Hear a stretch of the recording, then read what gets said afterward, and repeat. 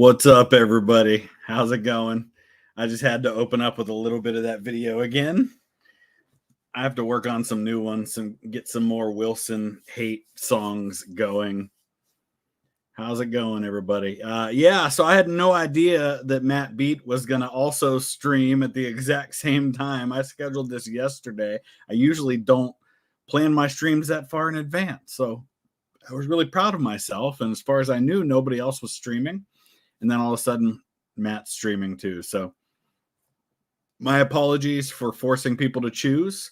All of my live streams do stay up on the channel. So if you feel the need to bounce back and forth or go to Matt's stream and come back later, all of this will be here. And I'll do my best to answer all the questions that I can. Obviously, there's no way that I can get to every question. And I know that the last couple of streams, we've had so many super chats that I've pretty much only had time for the super chats, even in a 2 or 3 hour stream. So I apologize in advance if that happens, but I do want to give priority to the people that are actually paying their own money to do that. It doesn't mean that your questions aren't all important. So I'll try to get to as many as I can, but just a couple of things I want to kind of lay out how this is going to go. And it's really warm in Ohio today. So I think the jacket's going to have to come off, even though it's usually a little cooler in my house. I am upstairs and it's like 85 degrees Fahrenheit in Ohio today. It's been cool this week. It's been a beautiful week, but it's gotten warm today. So, but basically here's how it's going to go. I will take your questions, and as advertised, this can be about anything. Ask me about politics, ask me about religion, ask me about my personal life, ask me about history. It does not have to be strictly history. I wanted to open it up on this one. Now, it doesn't mean I'll answer your question. I'll do my best to answer all the questions. But if I feel for some reason that it would be inappropriate for me to do so, then I won't answer. But I think for the most part, you guys are pretty good about that. But I am willing to answer just about anything. So ask me anything you want. I'll try to get to as many as I can of these. And then the other thing is I am going to be announcing 2 European tours that are going to be happening, group tours next year in April and May of 2025 that are going to be open to anybody who wants to come. I did a tour in October of 2023 where we went to Germany and Austria. And then we did one in Italy this past April. Both of those were sold out and they were fantastic. We had a blast. And then we've got one coming up already that's been sold out for a while that's going to Egypt in March. And I'll be telling you some of the details of these 2. They're not going up for sale yet. The first one will be going up, I think, in about a week or so. The other one might take a couple of weeks yet because I'm waiting to get the pricing information back from the tour company so that we can get that all in place. But I can at least tell you where we're going and what we're doing and what the dates are and all of that. And both of those will be made available to our patrons and members first, just as a way of saying thank you. But we have yet to sell out a tour completely just to patrons and members. So there will be, for sure, spots available to everybody who wants them. So JD says, let's start with you ranting about everything you hate about your least favorite presidential candidate. Okay. All right. I mean, I think everybody knows by now about my least favorite presidential candidate in history, which would be Woodrow Wilson. But in this election, the problem is I don't like either one of them. But as of now, if you want to know who I'm voting for, I'm not voting for either one of them. I can't in good conscience vote for either one of the major party candidates this year. So that's kind of where I'm at. So with that in mind, holy cow, the super chats are already starting. So I know you aren't reacting to Atten Shay's Lincolnites finale, but what did you think of it? I thought it was great. I did watch it on my own. I thought he did a great job, as he always does. For those who haven't heard me already talk about it, about a week before Atten Shay's Checkmate Lincolnites finale video came out, he reached out to both me and Mr. Terry and specifically asked us not to do reactions to the video. He said that, as you know, in general, he was not opposed to the idea of reaction content. He just said specifically for this one, he asked us, and my policy has always been to honor those requests, and so I did. If you don't know how this all works, you don't need the permission of the original content creator in order to do reaction. It's covered under something called fair use. But my own personal policy is to honor the request of original content creators when they ask that. So also, favorite historical figures from Ohio not named LeBron. Well, LeBron wouldn't be my favorite anyway. Ulysses S. Grant, number one, probably James Garfield, number two. Sherman's probably in that conversation as well. Those would probably be the top ones for me. Is getting a history degree worth it? Well, I think every person could answer that for themselves. It really depends on what you want to do. In hindsight, looking at my life and what I've done, going to school for history was not worth it for me. I did nothing with that education, subbed a few times, but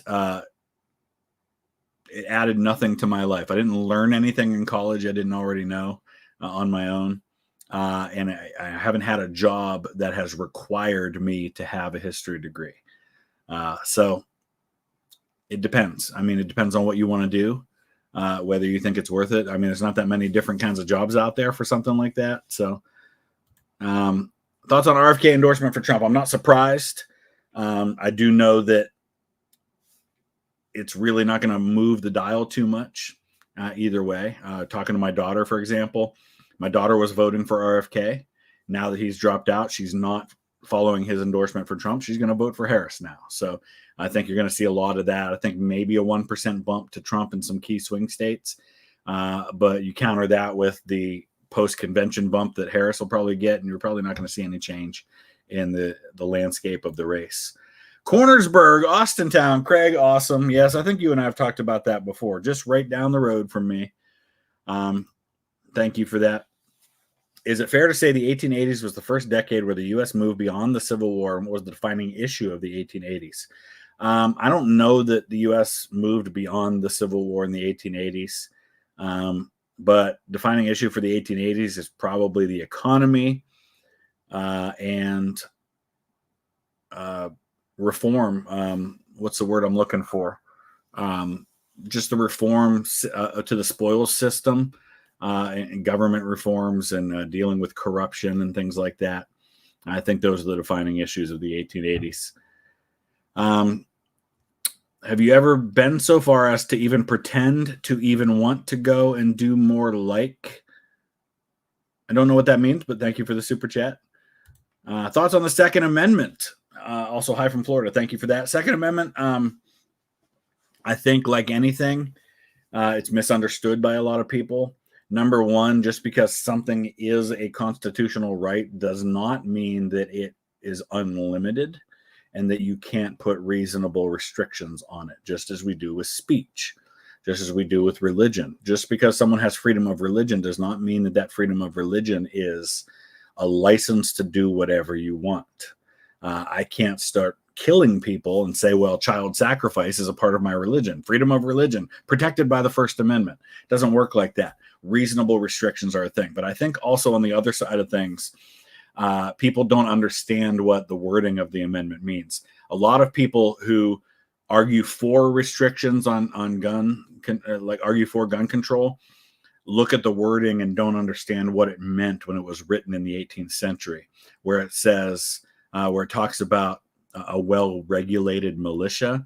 That does not mean regulated the way we think it does. That phrase meant something different then than it does now. It doesn't mean restricted. It means trained and equipped and prepared. So I think I'm probably, like a lot of things, I'm kind of in the center when it comes to the Second Amendment, absolutely in favor of gun rights. Also don't believe that those rights should be completely unrestricted and unfettered, like some people might. And I also understand that the Second Amendment was written with the idea of the populace being equipped to check the government when necessary. So this argument that, well, the Second Amendment didn't mean that people should have machine guns, that's ridiculous. That's exactly what they meant by that. The whole point of that was that a private citizen was entitled to have the same access to those kinds of weapons that a government could. so that it could be a check for government tyranny. Again, that doesn't mean that I personally want to go out and buy an AK-47, but I think people misunderstand what it means. So anyway, my social studies competition is going to be over the 1800 election. Anything to recommend study about? Are you talking about the 1800? Because you said 1800s, so that could be anything. But 1800 election specifically, we're talking about the one where Thomas Jefferson wins in a contested election against Aaron Burr. Studying about that, really, it's a great transition election because, number one, it spells the end of the Federalists because they never win another presidential election after John Adams in 1796. So it's a shift in the landscape in that way, but it's also a shift in the landscape because it's the last election where the runner-up gets to be vice president in the electoral vote. They made a change after that to kind of, it's really the kickstart into the modern system where you have a running mate. So that's a good place to study. Is just some of the before and after effects of that 1800 election. Who am I voting for? I think I already mentioned that. I'm not voting for either one of them as it stands. Could something change between now and then? Possibly, but unlikely. I don't see a scenario where I vote for either of the major party candidates right now. My honest thoughts on Biden in his term. I think Joe Biden's a decent guy.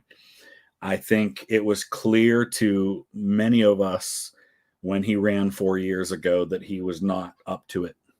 I think Joe Biden of the vice presidency is a completely different guy than the Joe Biden that's a president. I think he's a puppet for other people. I feel terrible. I think it's awful that they put him in that position. He should have never been running for president. But I think it's unfortunately a dark spot on an otherwise admirable career. And it's not his fault. I don't think he's bad. I don't think he's a bad person. I don't think he's a bad president. I think he shouldn't have been president just in terms of his cognitive abilities at this point. And I think that was clear to a lot of people 4 years ago. But unfortunately, a lot of people thought, like everything else, that it was a partisan issue and that people were just saying that because they were far right and they didn't want Joe Biden and all that. No, I honestly felt terrible for the guy because I could see it 4 years ago and it's only gotten worse since then. I just feel like he was taken advantage of by people who wanted to win. So I don't know. Excited for the Dome in Brook Park. Very excited. I think it's a fantastic. If you guys aren't familiar with this, the talk is that the Cleveland Browns are moving out of downtown Cleveland. They're going to build a dome stadium in Brook Park, which is kind of outside the city. And that should lead to things like being able to host the Super Bowl and things like that. And it's going to be like a whole complex. I think it's going to be fantastic for the city. And I like it a lot. I like the idea of that. And I hope they are able to do it. Have you ever seen anything about After the End mod for Crusader Kings 3? I have not seen that one, but I'm always looking for mods. I love mods for the different games. So that's cool. Come to Mobile to tour the sites. I've heard good things. I definitely want to come to Mobile at some point. All the presidents versus 10 lions. Who wins? Oh, gosh. The president's easy because they're going to have Abraham Lincoln, who's a Hall of Fame wrestler. You've got Andrew Jackson, who would just kill lions with his bare hands. And you've got Theodore Roosevelt, who would kill 10 lions with his bare hands. Presidents would win easy.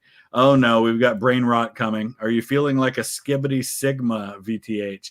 Now you sound like my son, who's going to be 12 this week. Oh my goodness. Guardians or Reds? Definitely Guardians. Guardians all the way. I am a Cleveland sports fan. Guardians, Browns, Cavaliers, Columbus Crew for soccer. Not really into hockey, so I don't really have a hockey team. Favorite campaign in the campaign trail? I think the 1876 one was a lot of fun. Do you believe Washington was right in his farewell address about political parties? 1,000% yes.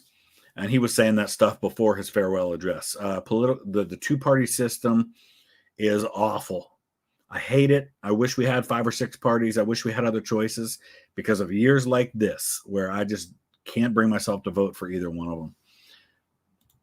Not voting for GOP or Dem. Listen, no. I'm not buying that argument about throwing your vote away. My vote means way too much to me to vote for a candidate that I can't consciously support. And I can't support Donald Trump, and I can't support Kamala Harris. And so it's not throwing my vote away. It's just I will not give a vote, which is something I consider to be a precious thing that I have in our government system. I'm not giving it to somebody that I don't think deserves my vote. So you can think whatever you want about that, but I just don't agree. Who are your top 5 American generals? Winfield Scott, Douglas MacArthur. I'm not a MacArthur fan at all. I don't like him. I don't think he did anything to earn that in my mind. In no particular order for me, I'd say Winfield Scott, Pershing, Grant. Wow. Okay.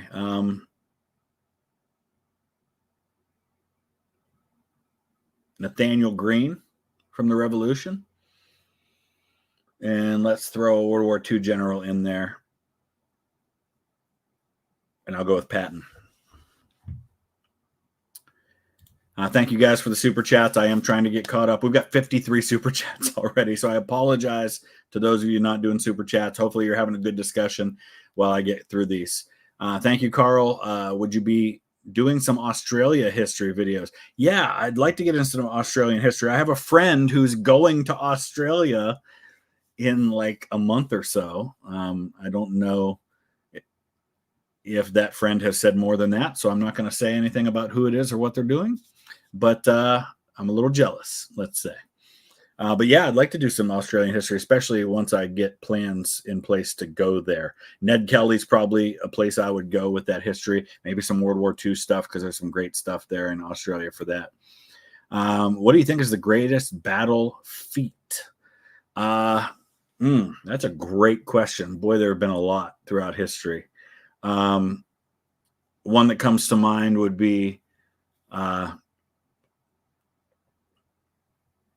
Julius Caesar at what's the name of the battle where he fought Vercingetorix, and he was laying siege to the city, and then he was besieged, and he built another wall on the outside and defeated both of them. That one's in the conversation for me. Cannae,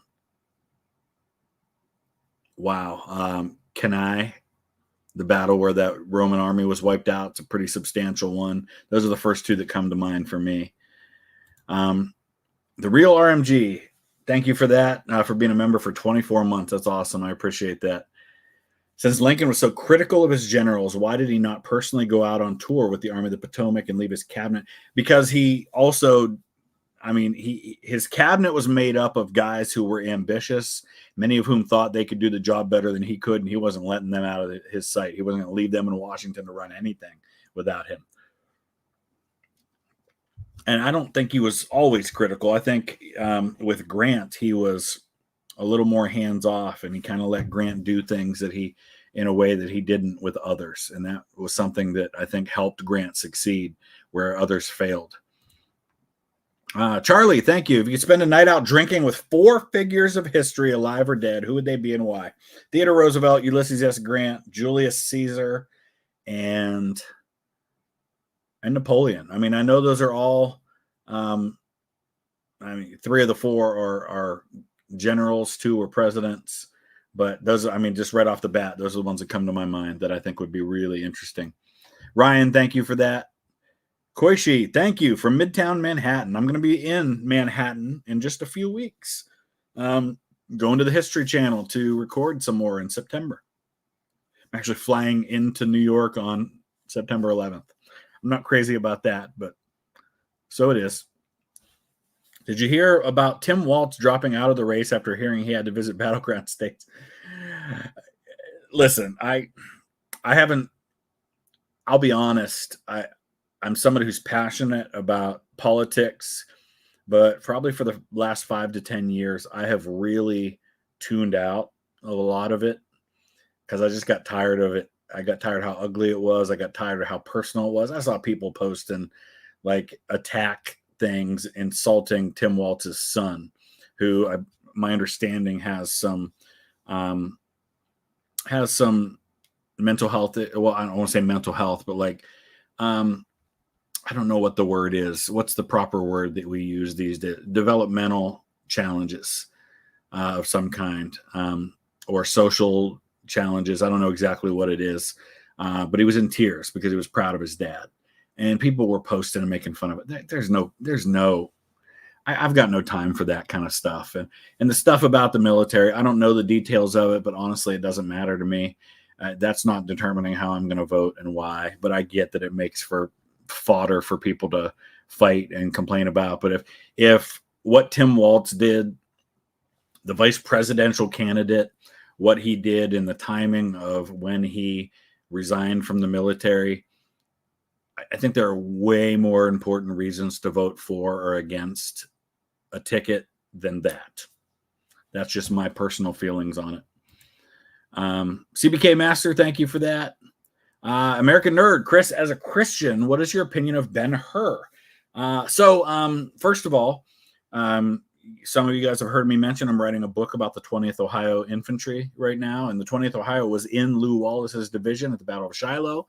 There's some question about Wallace and whether he got lost and what happened on the first day of the Battle of Shiloh, and I'm writing about all of that in the book. But I think it's great. I love that Lew Wallace wrote that book. I haven't seen the new movie, the new version of it, but the original obviously is a classic. It's a cool way of weaving a story into the time period of Christ and his encounters that he has, kind of, looking at the stories from the Gospels, but from a fictional story perspective. I thought it was a really cool idea, and I think it was ahead of its time, and I really liked it. I think Lew Wallace was probably a better general than people give him credit for as well. All right, we're up to 76 super chats, guys. I'm doing my best here, and we've got 1,000 people on the stream, so that's awesome. And like I said, questions can be about anything. They don't have to be about history. They can be about politics, religion, my personal life, whatever you want to ask. Question from someone who grew up in an atheistic home. What childhood memory from church and my religion do I value the most? A couple of things. Number one, my favorite memories growing up, and not just from church, but in general, are my summers I spent at church camp. Absolutely loved going to church camp. I would spend a week there. It was fun. We got outdoors. We had a pool and a lake, and I got to meet friends that I didn't know. And I was always into the girls when I was there. And, just being out under the stars, kind of, because there's no light pollution where the camp is. And I learned so much, and some of my best memories are from that time. But I'll tell you one that really sticks out at me. And I won't mention names or anything, but there was a girl who was a couple years older than me that was in my church, and she was 2 years older than me. I went to school with her. I was in a youth group with her, and we never really got along. And I think it wasn't my fault. It wasn't her fault. I think it was just a clash of personalities. We were both very strong-willed. We never got along. I never really liked her, and I don't think she liked me very much. But I remember that when I got baptized at church camp when I was 8 years old, and then I came to church that Sunday, and they talked about it in church, and they asked me to be out afterwards and kind of in the foyer to kind of, for everybody to, talk to me afterwards. She was the very first person. I was 8. She was probably 10 or 11 at this point. She was the very first person to walk up to me and give me a massive hug. And I will never forget that moment. And I haven't seen her for years, and I probably won't. There's some things that have happened in the last 10, 15 years that mean I'll probably never speak to her again. But, and again, it's neither here nor there. It has nothing to do with anything. But I remember that. And to this day, I value that because it made me realize that there were things that could help us overcome our differences with one another, to be found in our faith. So, I mentioned my daughter was an RFK Jr. supporter. Yes, actually. And I mentioned this, I think, right at the very beginning of the stream. You might not have been here, but I asked her yesterday about that, and she said that she's voting for Harris now. So, and I think, I don't want to speak for her because my daughter's an intelligent girl and she's making her own decisions. I think it's more an anti-Trump vote than it is a pro-Harris vote. And I think there's probably a lot of people that feel that way. Salar Ahmed, how will history look back on the current Israel-Palestine war? Will Western countries regret actions they took to support Israel unconditionally? Great question. I think long-term, it'll probably be viewed correctly, I think, as one of the escalations in a long series of things that goes back for the last century or more. It's obviously not the first time that there has been conflict and that there have been things that have been done on both sides. I think it's definitely a low point for Israel in terms of how it's responded. But I think there's definitely, honestly, if I were in Israel's place, I can't say I wouldn't have done the same thing. I don't like it. I don't agree with it. I think anytime civilians are killed in conflict, it's wrong if it can be avoided. But I also think using civilians to protect yourself so that you can kill other civilians is also bad. I think there's wrong on both sides. And I think that as time goes on, unfortunately, in the grand scheme of things, it'll probably just be one more footnote in a long story. I hope that answers that question. I hope it ends. I hope it ends peacefully soon. And I hope that the innocents on both sides don't have to suffer anymore. Ever hear of Dominions, PC grand strategy game based on fictionalized versions of world religions? No, but that's actually really intriguing to me. I think that sounds interesting. I might have to check that out. I just want to let you guys know, as we're getting through these, if you just joined us, I do have 2 announcements that I'm going to be making at some point here, probably around 5 o'clock or so, maybe about halfway through the stream, because we'll probably go for 2 hours or so. So I'll be announcing those 2 upcoming group tours. I'll give you the details that I have about those so far as we get through these. And like I said, if you're just joining, any question is welcome. Doesn't have to be about history. It can be about my personal life. It can be about religion, politics, anything at all you want to ask me about. The 4 show flip. Thank you. Only found out about you a few months ago. Love the content. Wonder if you've had any thoughts on how we can teach epistemology to help students navigate a world increasingly infected with disinformation. That is a fantastic question. Because and this happens anytime there's new technology and there's changes in how the world works, is that there are great positives that also have a great negative. Obviously, with the advent of social media and with a world connected by the internet, access to information is at an all-time high. People who otherwise would never have had the opportunity to have a platform. Hello, I'm one of them. I never would have a platform where I'd be speaking to over 1,000 people in a live stream, or that I would have 400,000 plus subscribers, or that I would get opportunities to be on the History Channel. None of that is possible without YouTube and without the internet. So there's a platform there for people like me, but there's also a platform for the extreme and for people who intentionally want to deceive.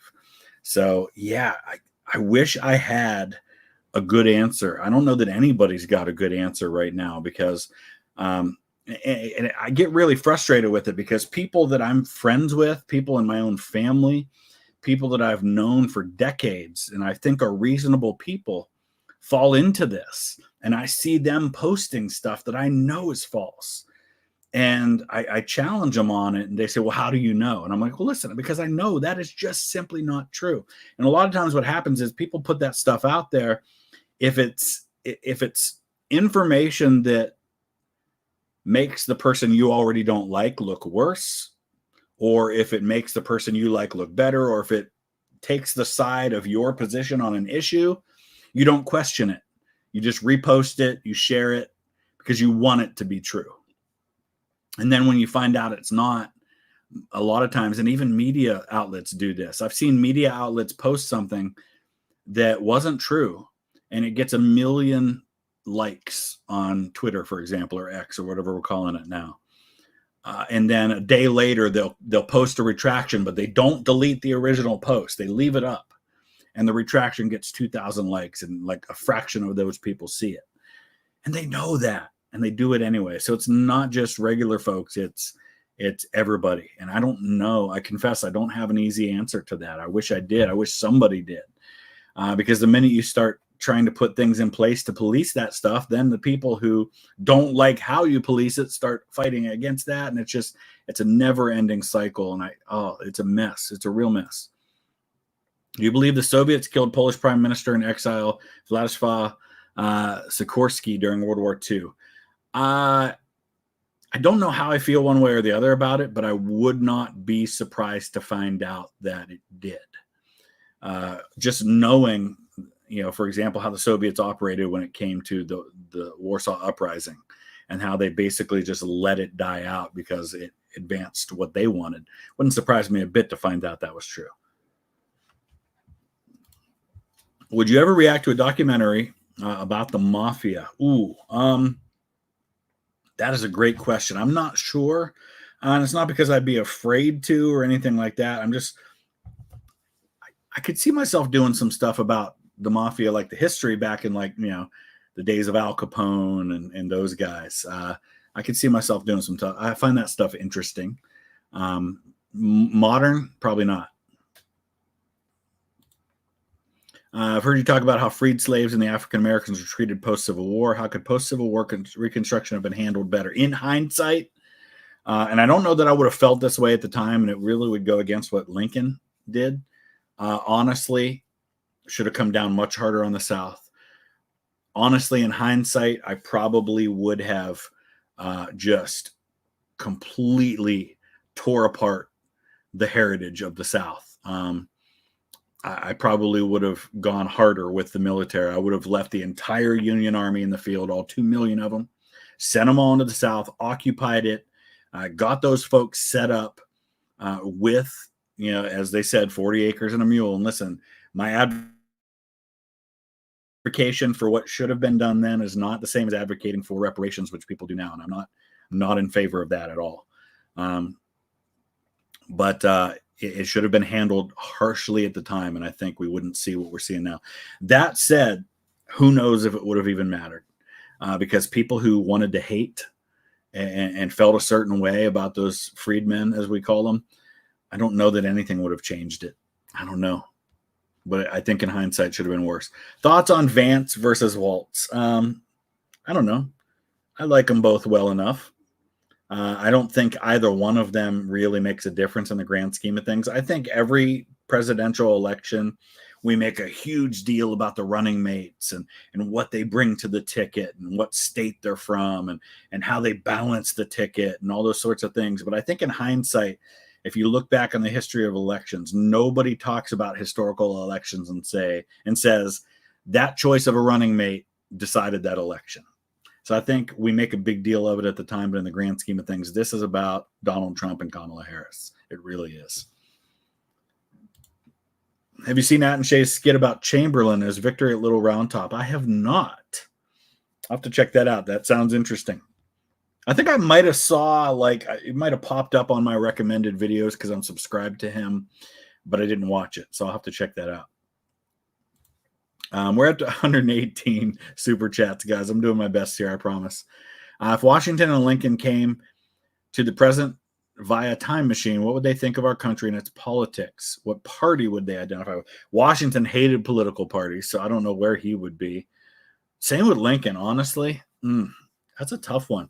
A lot of people would argue that Lincoln would be a Democrat today just because the Republicans of the two parties at the time were the more liberal.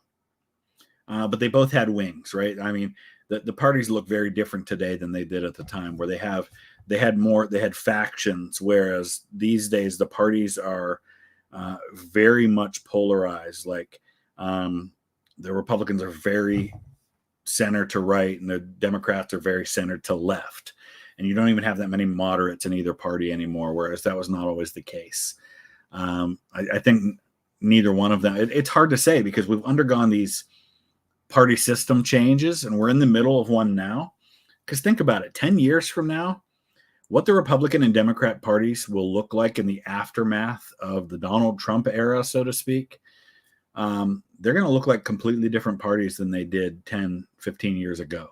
And we're undergoing one of those party shifts. So I think it's impossible to say where Washington and Lincoln would have been because the landscape's so different. You and Mr. Beat music collab. Actually, that'd be really cool. I think we could absolutely pull that off at some point. That would be great. Football Jesus, I don't know why that is so upsetting to you that somebody could be the center. And I wouldn't say I'm the center on everything. There's certain things that I'm absolutely not the center. I'm not the center on abortion at all. I'm not the center on taxes. I'm very conservative on both of those issues.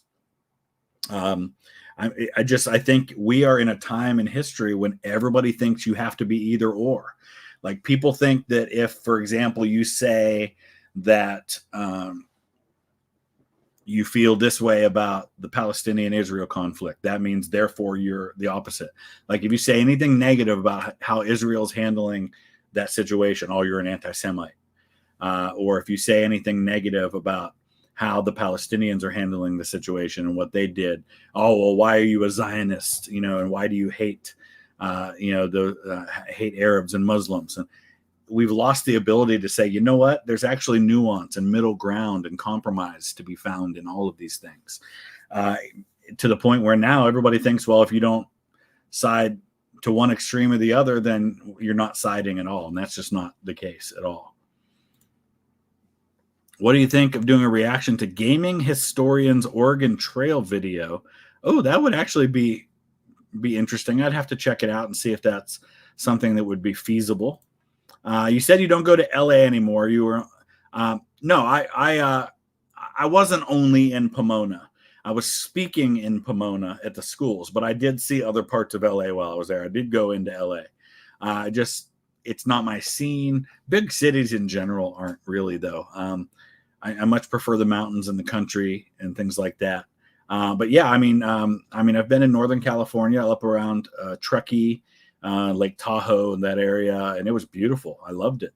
But yeah, I don't know, just not really my scene, I guess.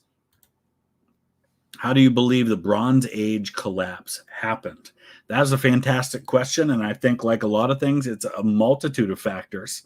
But as a Christian who absolutely believes that there was a flood, and honestly, this doesn't even have to come from the Bible. Literally every culture who has roots going back to the millennia, like 2000, 3000 BC, has a flood myth in their history. Something happened. Whether you believe it happened exactly the way the Bible describes with Noah and his family, something like that happened. Every culture has that story. It came from somewhere. Where there's smoke, there's fire. And I think that whatever that was part of it, but not the only thing. What do you think of the fact that you can draw a direct line from women getting the right to vote to the assassination of Kennedy? I have no idea what you're talking about, but I have a hard time believing that's true. If you can draw a line from women getting the right to vote to the assassination of Kennedy, you can probably draw a line from anything to anything. That's a very strange concept to me. I would love to see more Black History reactions. Ronica, I hope I'm pronouncing that right. You're absolutely right. There's actually a channel that does a lot of civil rights stuff, and I've done a few of their videos, and they were fantastic. Like, he's got one about the integration of Central High School in Little Rock, which I've been to that school. Really cool. So, yeah, absolutely. You're 100% right. I should do that. Sergeant Crispy Toast, thank you. You mentioned Second Amendment was for private citizens. I was under the impression it was more of a states' rights thing. States could defend. I don't know. I guess I don't see that in the Second Amendment, anything about states versus the federal government with militias. Because more often than not, the militias were used by the federal government and called up for federal service. So I don't know. I guess you and I see that differently. Gaslight Studios rebooted. Interesting name. Second Point, Little Wars TV video. It's ending their series of war games on the Pyrrhic Wars. It's a documentary, not a war game. Interesting. I haven't watched any of their videos for a while. I am subscribed to them. And we were talking about this before the stream started, that I used to do miniature wargaming, and I've got a lot of miniatures around, and even ones that I haven't painted yet. I had a whole set for doing the Alamo battle.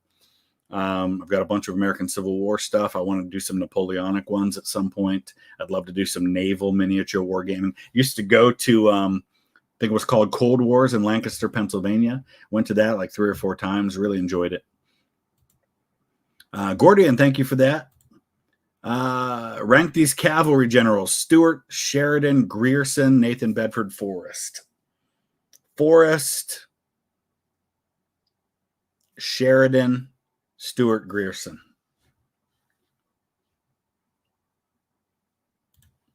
You don't like Kamala? I didn't say anything about not liking her. I'm not going to vote for her. I don't really know enough about her to say whether I'd like her. And just because what I see on TV doesn't mean I wouldn't like her personally if I knew her. I'm just not going to vote for her. It's nothing personal against her. Civil War question. Some lost cause folks make the claim slavery was worse in the North. And honestly, it's a question of degrees anyway, right? First of all, the idea it was worse in the North, how and why. I don't know how people say that or why, and what's worse mean. You're being owned by other people. Whether they own you and they're nice to you, or they own you and they beat you, it's pretty bad. Tough one for you. What are your top 3 wars you like learning about and or reading about? In order right now, and this changes depending on what's going on in my life and what I'm interested in, because I fall into time periods where I get obsessive about a particular topic and then it changes. Number 1 right now is World War I. Number 2 would be the Napoleonic Wars right now, and number 3 would be the American Civil War. But for most of my life, American Civil War has been number 1. Hey, from St. Louis, what's your earliest memory of your love of history? Recall making my dad take me to a Civil War museum at 8. Well, 8 is about when it was for me too. And as I think I've mentioned this before, for me, the start of my love of history was when Robert Ballard found the Titanic. I went to the library and got every book I could on the Titanic, and that began a lifelong obsession with when I got interested in a topic in history, reading all I could about it for weeks or months, and then moving on to a new topic. So that's my earliest memory. The other 2 big things for me were, so North and South came out, and that was really cool to me. And I even learned how to play the North and South theme song on the piano. Do, do, do, do, do, do, do, do, do, do. I don't know, I just really got into that kind of thing because I've always loved music as well. And then my grandparents, I was raised by my grandparents, started taking me to battlefields. And my grandpa would let me navigate, because these are the days when you still used a map, and I would be in the back seat with the map and navigating the battlefields, and I would go around and write down notes from all of the monuments and what they said, and my grandpa would drive along in the car while I walked from monument to monument making notes about it. So that's some of my earliest memories. Is U.S. in more of a Judges or Romans 1 situation? Great question. I think we're probably more in a Daniel situation where, not that you can compare any of them, but I think we are at a place where we are sliding into an increasingly secular society, much like Europe is. 100 years ago, for example, and this is not a judgment on whether this is right or wrong, but just an observation. 100 years ago, the average American, and I'm not saying all Americans, but I'm saying your average American probably believed that the Bible was true, probably believed that Christianity was the true religion, those kinds of things. Whether they followed it or not, they probably generally believed that to be true. That's not the case anymore. And I think that's a big shift from the last 1,000 or 1,500 years of Western history. Same with Europe, for that matter. I think that's a huge shift just in the basic, fundamental religious belief of the average populace. I agree with you on the candidates, but at that point, shouldn't you vote for the issues or policies you support more? And I've done that in the past.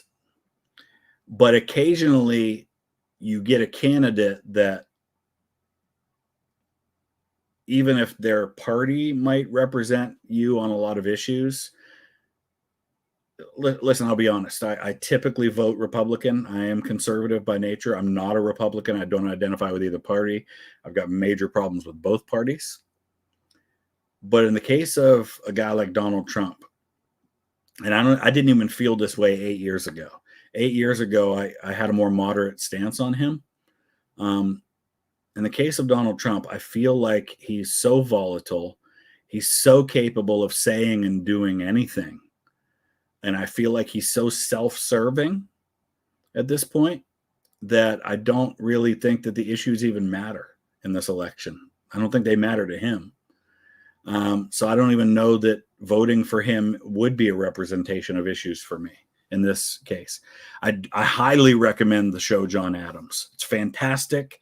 It gets a lot of little details right. It's not perfect. No historical show is, but it's better than most. It's really, really good.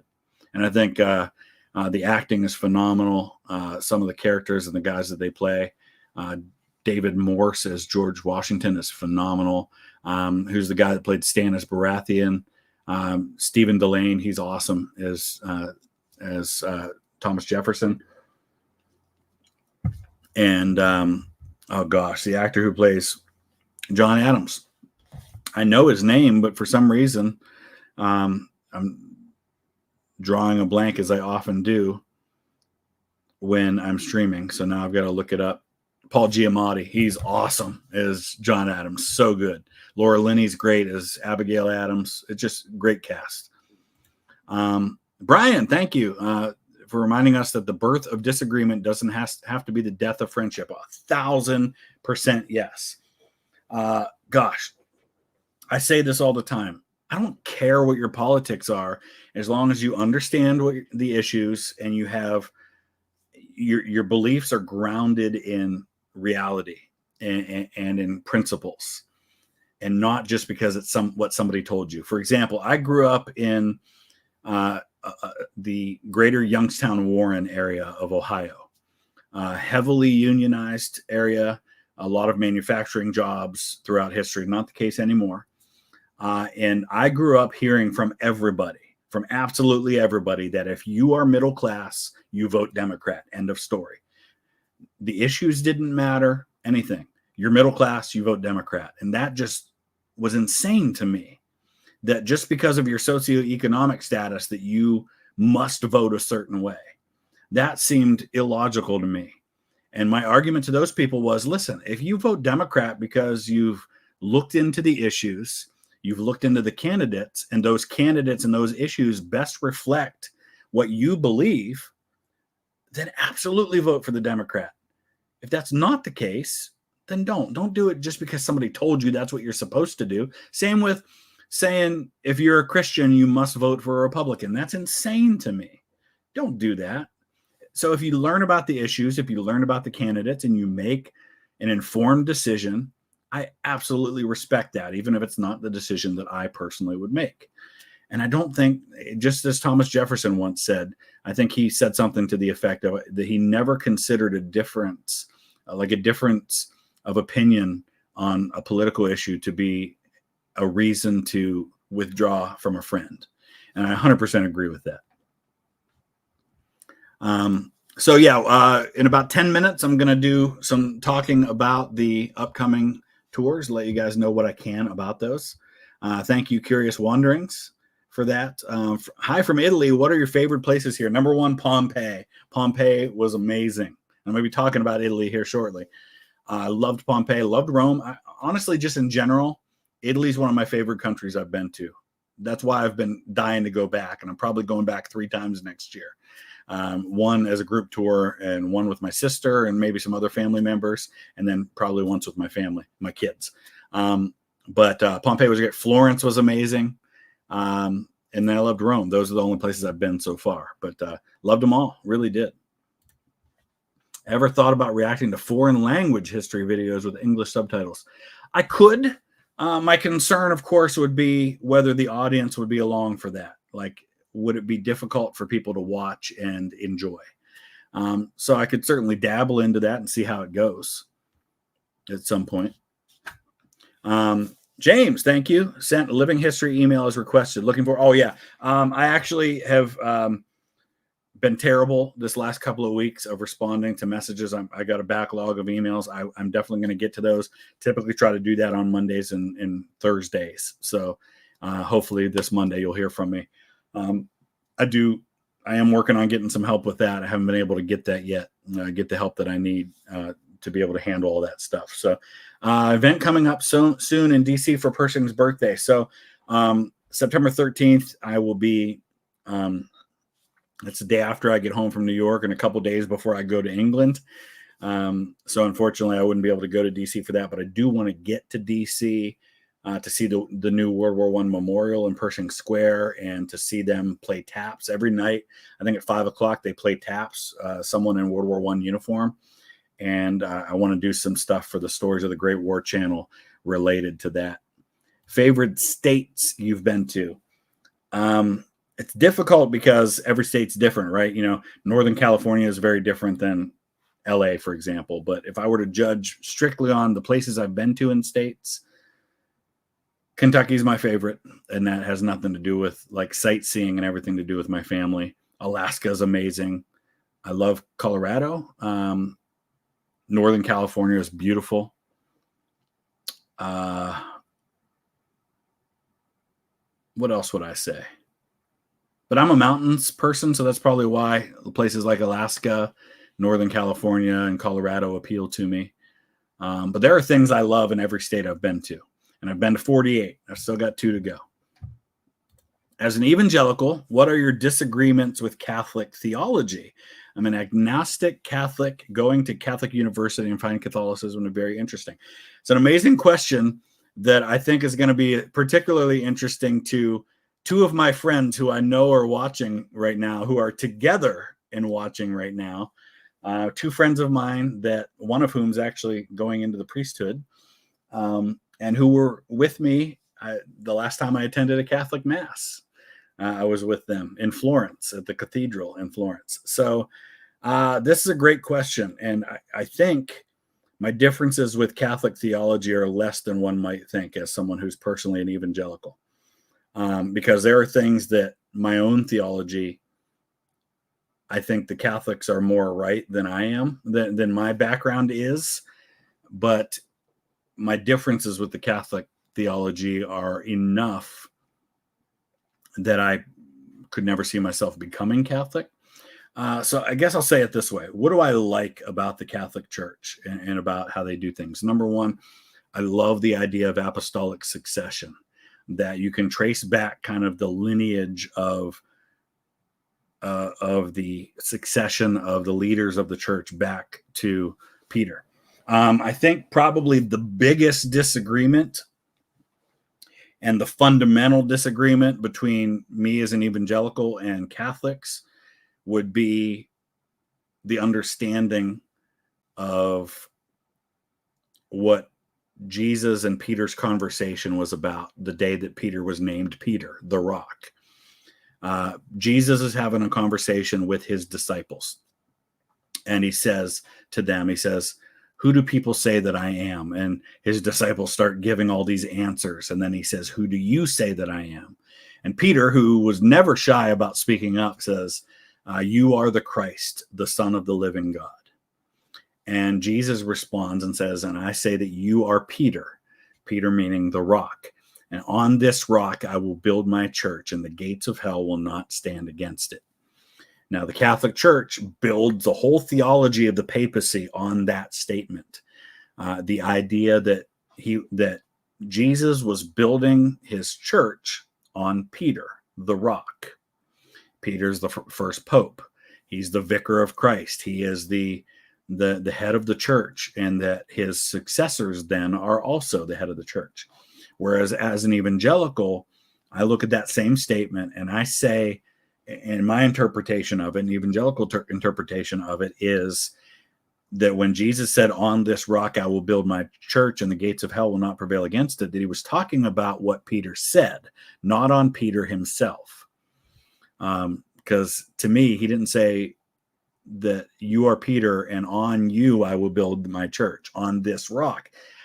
Evangelical understanding is that idea, you are the Christ, the Son of the living God. And so anytime I baptize somebody, I ask them to repeat that same confession of faith. I believe that Jesus is the Christ, the Son of the living God. And it's on that rock that we have built our church. So that's a fundamental disagreement between evangelicals and Catholics.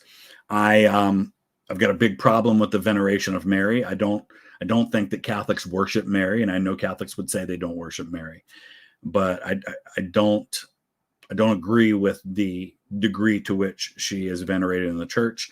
The idea of saints is a fundamental disagreement. I believe that all my understanding of the way that the Bible describes believers is that there is no difference between one person and another that defines who's a saint and who's not.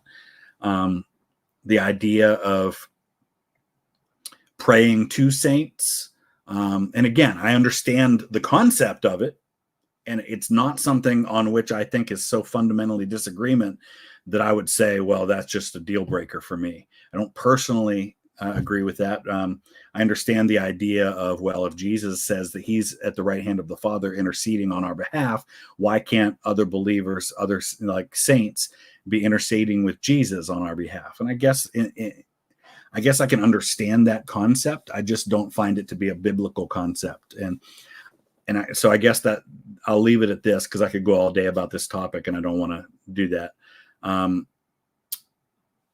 Another fundamental difference that I have with the Catholic Church is the idea of, for me personally, as an evangelical, the source of, it's sola scriptura is the way that we would put it, which is that the background that I'm a part of would say, where the scriptures speak, we speak; where the scriptures are silent, we're silent. Whereas the Catholic Church would say, well, no, God still speaks through people, and other denominations have that too. And so there are things that are not in the Bible that can still be elements of, like, that are doctrines of faith, and I just don't hold to that. So, but as an evangelical, I'm not in the camp with some evangelicals who would say that Catholics aren't Christians. I think that's ridiculous. I think that's absurd to me. Absolutely, Catholics are Christians, and absolutely Catholics are going to heaven, just as I believe I am. And I can see a lot of things in the Catholic Church I love. I love, man, when I go into a cathedral in Italy, the awe that inspires, I love that. I love the traditions of the faith that the Catholic Church has. I love some of that stuff. I love the unity of the Catholic Church. I think denominations are horrible, and I think the denominations have divided the church in ways that have caused great damage to the church. And I could spend more time talking about that, but let's do one or two more questions, and I'm going to take about 10 or 15 minutes just to talk a little bit about the upcoming tours. I need to play Red Dead Redemption 2. A lot of people tell me that. It might be the kind of thing I would live stream rather than do individual videos about, I guess, would be the way to do that at some point. I do have the game on my Xbox. As a Filipino American, I have great respect and admiration for Douglas MacArthur and his role in the Philippines. But I get, my dislike for MacArthur is my same dislike that I have for people like George McClellan. I feel like the level of his pride in his own achievements doesn't meet anywhere near to the level of the actual achievements. I just don't look at Douglas MacArthur and see anything that makes me say, wow, what a great general. I don't know. Oh gosh, top 5 best players in the Premier League. I don't follow the Premier League as much right now as I have, because my team is in the Championship, and by the way, doing fantastic so far. We just won back-to-back road games for the first time in a year and a half. So go West Brom. And boy, Wrexham looks really good in League One right now. I mean, obviously, Erling Haaland has to be one of those guys, right? Probably beyond that, I honestly couldn't even say. I just don't follow it closely enough to be able to answer that question. I could tell you who I like in the Premier League, and even that, that changes from one time to another. So honestly, after Erling Haaland, I couldn't even tell you who I think the top 5 are. All right, one more. Who you voted for in every election, if you could vote. That's gosh. I mean, we're talking about how many elections every 4 years. I mean, you're talking about dozens of elections. I couldn't get into all of that right now, but that could be a topic for a video at some point. All right, let's take a real quick break here and talk a little bit about, I got to move myself a little bit here. There we go. So let's do this. There we go. So for those who don't know, this past April, we had a group trip. There were 24 of us that went to Rome and Florence, and we're going back. So it's going to be April 2nd. The evening of April 2nd is when the official tour begins. And I'll give you some of the highlights of what that tour is going to look like. So it'll go the evening of April 2nd, and it'll end with breakfast the morning of April 7th. So the full days of that tour, April 3rd, 4th, 5th, and 6th. And but as I will, once the tour actually goes up and live for bookings, which will probably be in the next week or so, for our patrons and members anyway, and then maybe another week after that for everybody else, I will actually be arriving on March 31st. The idea being that all day April 1st, all day April 2nd, going to be doing some stuff, and anybody who wants to join me can. We did that for this last tour. We spent that first full day before the tour began that evening. We and I want to go to the live chat so I can kind of see what's happening in the chat here. So we did things like we went out to the Appian Way. We went to the church where St. Paul is buried. We went to one of the catacombs. We went to the Circus Maximus and toured that. And there was a group of maybe like 10 or 12 of us that did all that together. So it was about half the tour group. So those are things that are in addition to, that would be like personal, like additional expenses, but wouldn't be that expensive because you're basically just adding on. The tour itself is probably going to be somewhere in the neighborhood of $3,000 to $3,200. And that doesn't include your flight. So I know that's kind of expensive. And believe me, I did absolutely everything I could to bring that price down as much as possible. It was as low as I could get it. I submitted this weeks ago, and they came back with a price that was like $4,000. And I said, I can't do it. I will not ask people to spend $4,000 for a 5-day tour. I just can't do it. And so I sent it back to them. We made a few changes, and they sent it back to me again with a price about $1,000 less this time. It's still pretty expensive. I get that. Which is why we're going to be doing another tour that isn't quite as much. But basically, we're going to be, what's included in that, first of all, your hotels are all included. Some of your meals are included in that. All your breakfasts are included. 2 of your dinners are included. All your transportation while we're there and all your admission fees for everything is all included. So that means when we go to the Colosseum, that's included. When we go to Castel Sant'Angelo, which is on this tour, they're going to drive us on a private coach, like a private tour bus, to Castel Sant'Angelo. And we're going to have a tour guide for all these things. We'll have our own private tour guide at the Colosseum at Castel Sant'Angelo, at the Roman Forum. We're going to do a walking tour. We're going to go to the Pantheon. We'll go see where Caesar was assassinated. And I do have, by the way, videos. And when this tour goes live for booking, the first video should be up from our tour of Italy that we did this last year. So you can see exactly what the tour is going to be all about and what some of the stuff is that we did. We're going to go to Florence, and we'll take a train, and that's included. We'll take a high-speed train. It's about an hour, hour and a half to Florence. We're going to do a tour of Florence. We'll do some of the sites there in Florence. Florence is amazing. And then we're going to have a non-history thing that ended up being one of the favorite things that anybody did on the tour, which is we went out about an hour outside of Florence to a Tuscan farm in the Tuscan countryside, which is absolutely gorgeous, by the way. The weather was perfect. It was beautiful. We even made a stop at the Florence American Cemetery, which was not planned, but was a really cool stop as well. And you get to tour the farm. You get to see where they grow the grapes. Where they make the Chianti. We got to see the animals, the goats, and the different animals. And then we had lunch. We ate lasagna, and we tasted several different wines, and we had bread and olive oil. Everything was made fresh on the farm, and it was the best meal we had on the entire trip. It was so good, and we're doing that again. So I'm excited about doing that again. It was really, really just Florence. Yeah.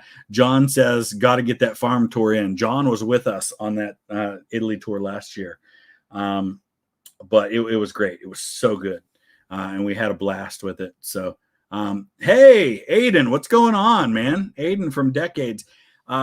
I'm going to be in England next month, but unfortunately I won't be making it up as far as Manchester. But if you guys happen to be around, I'll shoot you a message. Going to be in Cambridge and in London, but I'm definitely coming back to England again at some point. In November, I'm planning to go to Ireland, and I might zip over to Northern England while I'm there. So I'll let you guys know if I do that, because I'd love to see you guys. Definitely need to do that at some point. But so we'll go to Florence for a couple of days, and then we'll come back to Italy.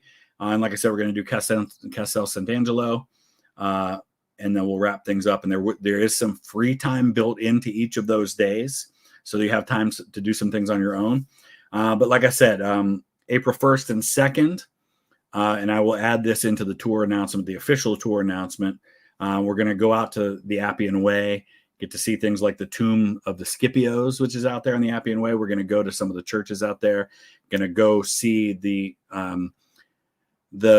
catacombs of St. Calixtus, which we didn't get to do on the last one. We did see catacombs, but not those ones. These are like 2,000-year-old catacombs. You've got popes buried down there. Though that one, unlike a lot of the catacombs, still has some of the bones down there. And the catacombs were so cool, even the ones that we saw. So that will be coming up. April 2nd through 7th is the official tour, but if you're interested, I would plan on arriving either March 31st or April 1st in Rome at the Fiumicino airport for that. But all of that will be announced officially in conjunction with the first video from the last Italy tour, probably in about a week. It'll be posted for members and patrons. I'll do a video specifically announcing the tour. But those are the dates for that one. And then I've got another one here, and I've got to open it up. So give me 1 second here while I do that. And let me tell you about the other tour, and then we'll get back to the questions from everybody. So I don't have a cool graphic for this one. I just typed these up literally right before the stream started, just so I had something visual that I could put on the screen while I talked about it. So here's the other one. I know there's nothing there. I'm working on it. There we go. I just put the word Europe on this one because it's actually 4 different countries. April 29th. So literally 3 weeks after the other one ends. We're going to do this one. And this is going to it's going to start in Berlin, which I've never been to. In fact, I've only been to one of these 4 cities. Berlin, April 29th. We're going to spend a couple of days in each of these 4 cities: Berlin, Prague, Bratislava, and Vienna. Some of it's, again, going to be do stuff on your own. Some of it's going to be group stuff together. So in Berlin, and I'm waiting to get back the pricing, but I believe it's going to be in the between $2,000 and $2,500 a person range for this one. And again, everything that I'm going to tell you about is included. All the hotels, all the transportation. We'll have a guide with us for the entire trip that not only speaks the languages, but will handle all of the ins and outs of the tour. Someone who lives there who handles all of that for us with the tour company. But Berlin, group things we're doing include the German History Museum. We're going to do a group guided tour of the Reichstag. We're going to go to Checkpoint Charlie and Berlin Wall.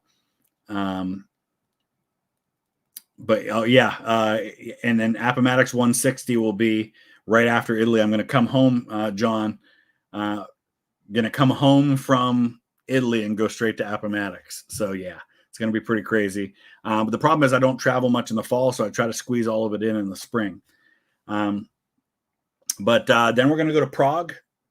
And again, Berlin, there's going to also be plenty of free time. And if people want to hang out with me the entire time, fine. If you want to go off and do things on your own, you can do that too. In Prague, we're going to definitely do a group tour of the castle together, which I hear is amazing. We're going to go outside of Prague and go to, I forget the name of the village, but there's a St. Barbara church. And then there's a bone chapel where they have all these bones like on display in the chapel. So that'll be included, including the transportation go out there. Bratislava, I'm not doing any specific things for group tours. That's going to be kind of whatever we decide to do as a group or as individuals. And then Vienna, for sure, we're going to do the Imperial Treasury, which is where all the crown jewels of the Holy Roman Empire and a lot of other amazing stuff is on display. We're going to do the military museum, which is incredible, and you'll be seeing some videos from there when I announce this tour when it goes on sale. And then what's the other thing in Vienna we're doing for sure is the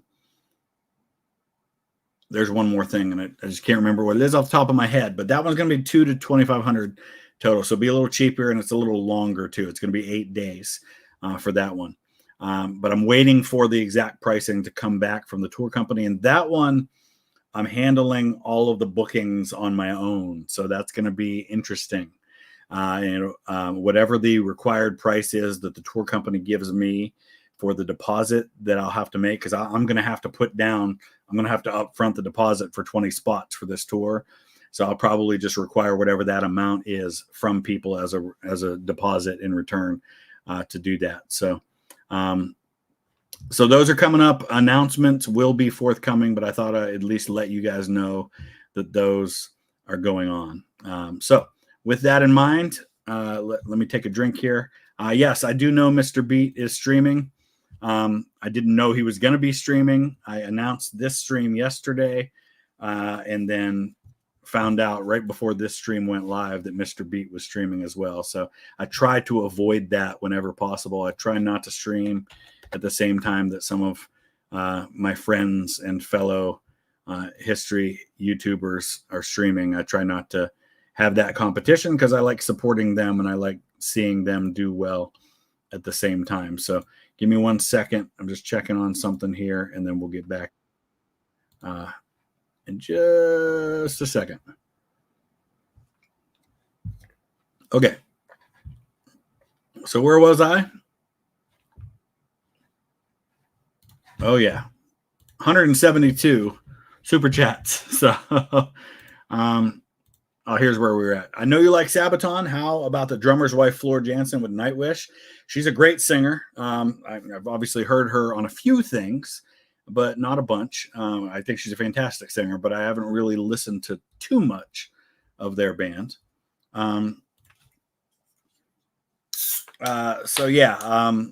Aaron, aka Matt, if you read the founders' writings, they clearly explain the Second Amendment as a private citizen's right and a check against tyranny and crime. The militia is a check on foreign tyranny, but also domestic. 100%. I was talking about that earlier. That's 100% my understanding as well. Avatar, 1977. Who could have beaten Napoleon? Caesar. I mean, Napoleon was beaten by a coalition. One-on-one, I'm not sure anybody beats Napoleon. All things being equal, having the same materials, same weapons, same army, same opportunities, I don't know that anybody beats Napoleon. Alexander, thank you for that. If the Treaty of Versailles wasn't so hard-hitting for Germany, like, for example, the war reparations, how would Europe have looked today? That's a great question. And a lot of people would argue, well, it wasn't so hard-hitting. It was no worse than what Germany did to France after the Franco-Prussian War, and that may or may not be. But there's definitely a correlation between the post-war Germany and what developed there, in part because of Versailles and the advent and the rise of people like Hitler. So somebody was going to fill that power vacuum. It could have been socialists. It ended up being fascists. Could have been a number of things. I don't know. I still think some sort of balance of power would have developed in Europe. If Germany hadn't been the bad guy, maybe somebody else was. I'm not entirely sure that the world would have looked completely different than it does, but I'd like to think that at the very least, we don't get the Holocaust and we don't get the rise of fascism the way that it did. But hey, fascism still rose in Italy and in Japan without the benefits of Versailles, because those two were on the winning side in World War I, and it still developed there. So who knows? Josh, thank you. Love from the UK. Who's my favorite West Brom player, and which championship teams do I think will get promoted? I think automatic promotion this year is Leeds and West Brom. Third team, that's a great question. I'm not entirely sure yet. Maybe one of the teams that got relegated. Let's take a look at the table real quick. I could see Sunderland getting promoted. I could see Watford going back up. I'm going to go West Brom, Leeds, and Sunderland as the three that get promoted this year. Who's my favorite West Brom player? My favorite West Brom player is Jed Wallace, though Tom Fellows is getting there fast. Man, was he awesome today. I loved watching Tom Fellows play in that game today. Let me tell you what. I have multiple teams that I follow that are in different leagues. And as long as they don't play each other, then I'm all there. But every team that I follow won this morning. Wrexham won. Rangers won big, like 6-0 today. West Brom won. And TSG Hoffenheim won today. I was watching West Brom and Hoffenheim today and following Wrexham and Rangers. And then tomorrow, Columbus Crew, who's kind of my home team in the MLS, plays for the Leagues Cup Championship. So excited about all of that. What do I think about Genghis Khan? Fascinating figure. I wish we knew more about him than we do. Unfortunately, I think we don't know as much about him as we could. My friends from the channel History Dose just got back from Mongolia. Been excited to see their photos they've been posting on Instagram from all of that. Of course, I don't personally know nearly enough about Genghis Khan. See, Desman, thank you for that. Hope you're doing well. About to finish my studies in history, and your channel has been an inspiration. I'm looking forward to creating videos about the tumultuous history of Colombia. Awesome. I think that's a fantastic idea to do that. And then let me read your other one while you're at it. We also had a civil war at the beginning of the 1960s, and one of the generals I studied was an ambassador to the Andrew Garfield administration. Andrew Garfield's an actor. Did you mean James Garfield? I'm assuming that's who you meant, but I would love, send me an email, vloggingthroughhistory@gmail.com. If you start a channel, I would love to check out your channel about Colombian history. There's a lot of great history, especially Gran Colombia, Simón Bolívar, and all of that. Hi, we met at the London meetup with Turkish friend. Awesome. Yes. You used to live in Hudson. I remember you. West Brom today won. You support Leeds.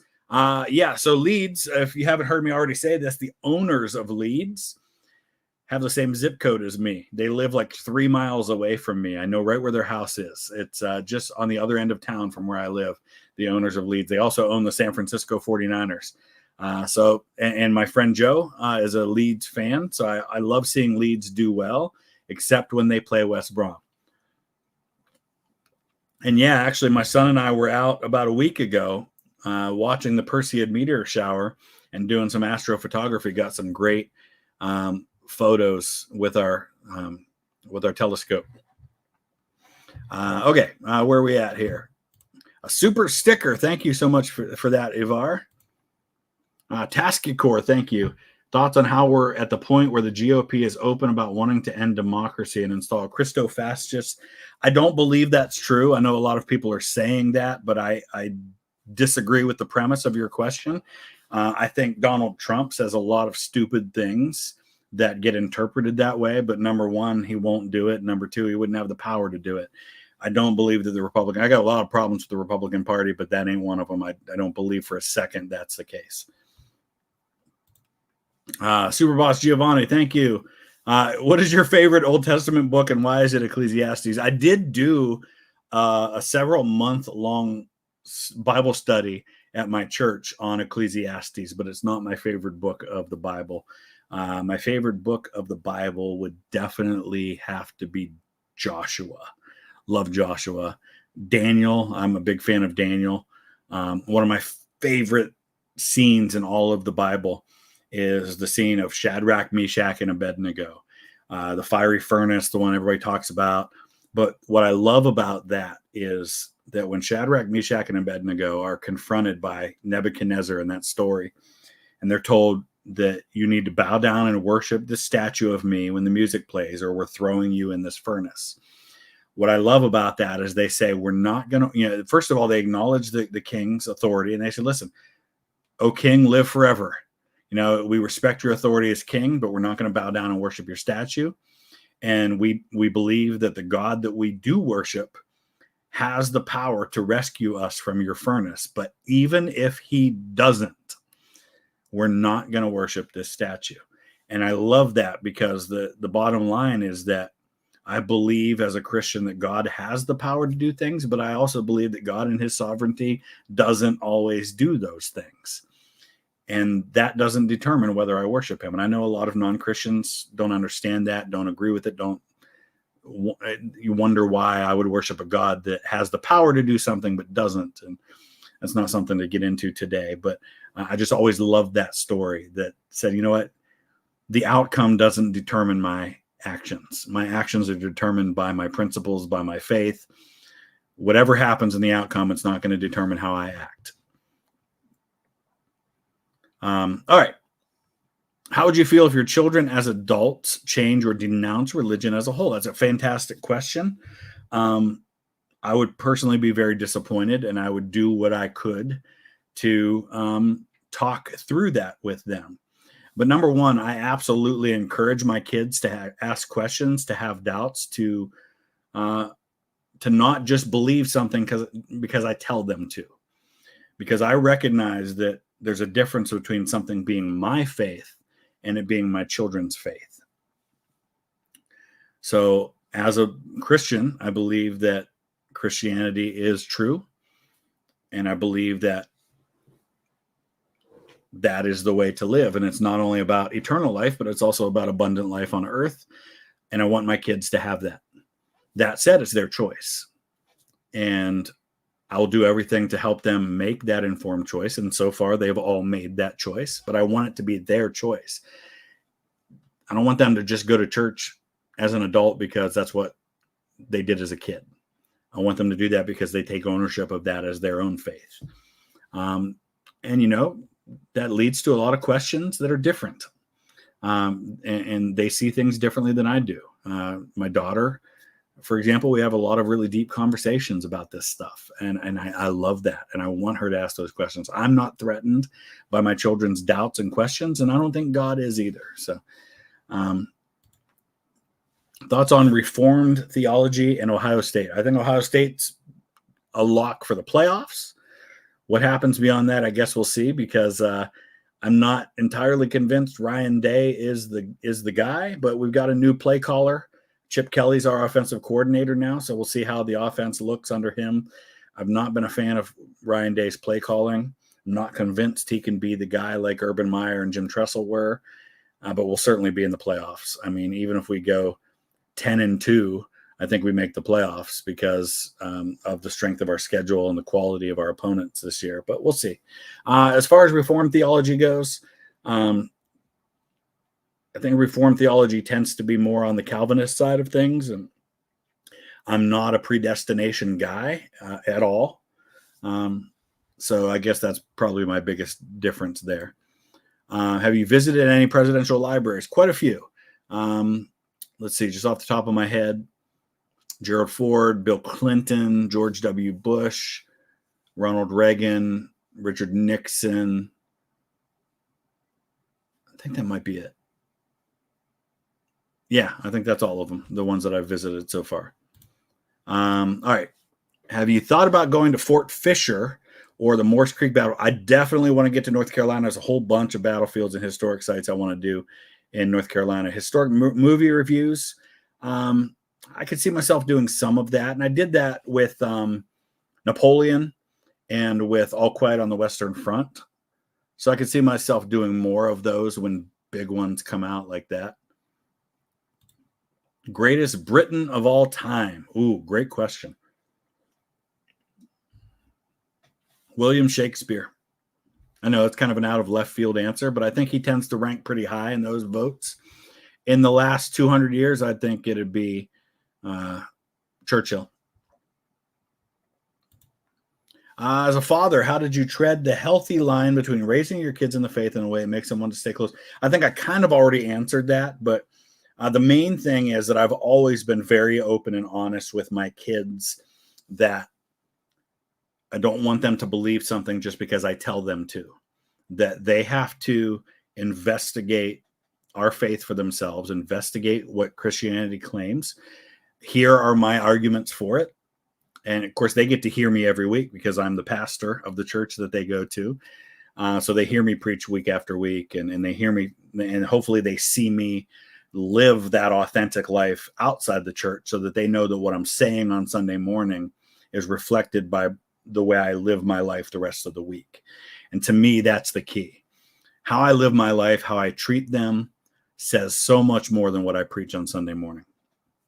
And their relationship with me, whether I want it to be the case and whether it's fair or not, and I think it's grossly unfair, but their perception of their own earthly father is going to inform their perception of our heavenly Father.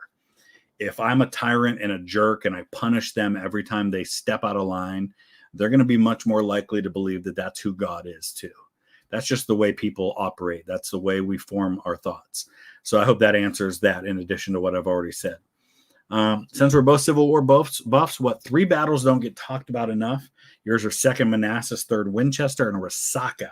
Interesting. I would say the Battle of Atlanta, which is July 22nd, 1864. I say Champion Hill in May of 1863. And I agree with you, 2nd Manassas doesn't get talked about nearly enough because it's sandwiched in between Robert E. Lee coming to command of the army in the 7 Days battles and then Antietam after that. When Indy Neidell finishes his coverage of World War II in 2 weeks, would you consider a collab with Sabaton History? Yeah, in fact, Indy and I have talked a little bit about that. Indy, I actually have Indy's number now, so I can, I don't name drop very often about the people that I know privately outside of the world of YouTube, but I'll do that with Indy. Indy's a cool guy. He's been very kind to me.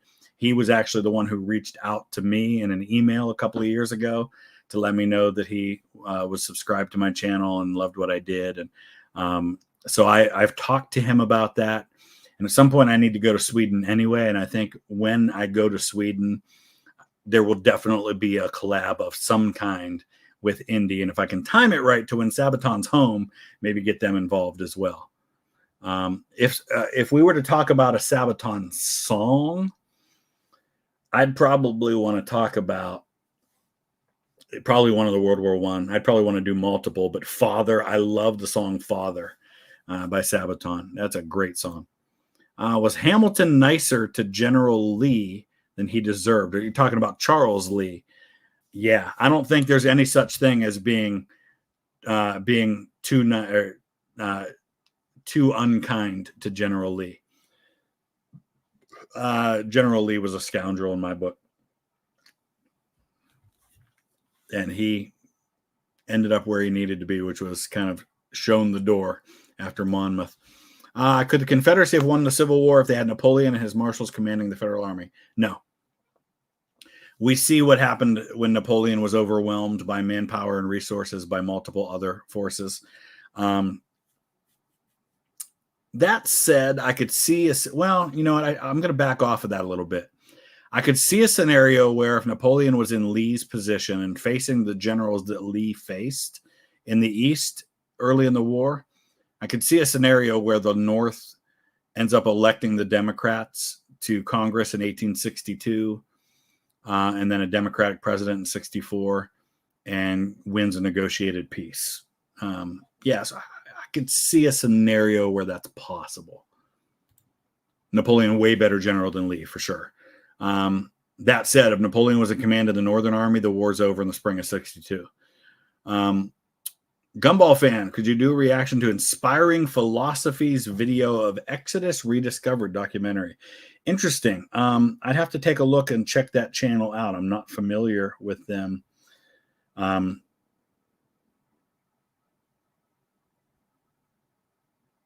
1 second. I'm just responding to a message.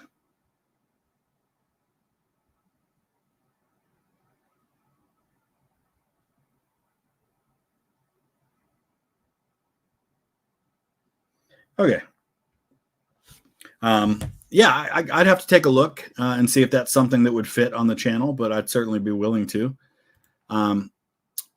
It's about, okay, here we go. So it's about the evidence of that the story of Exodus happened. Though, spoiler, he believes Ramses II. No.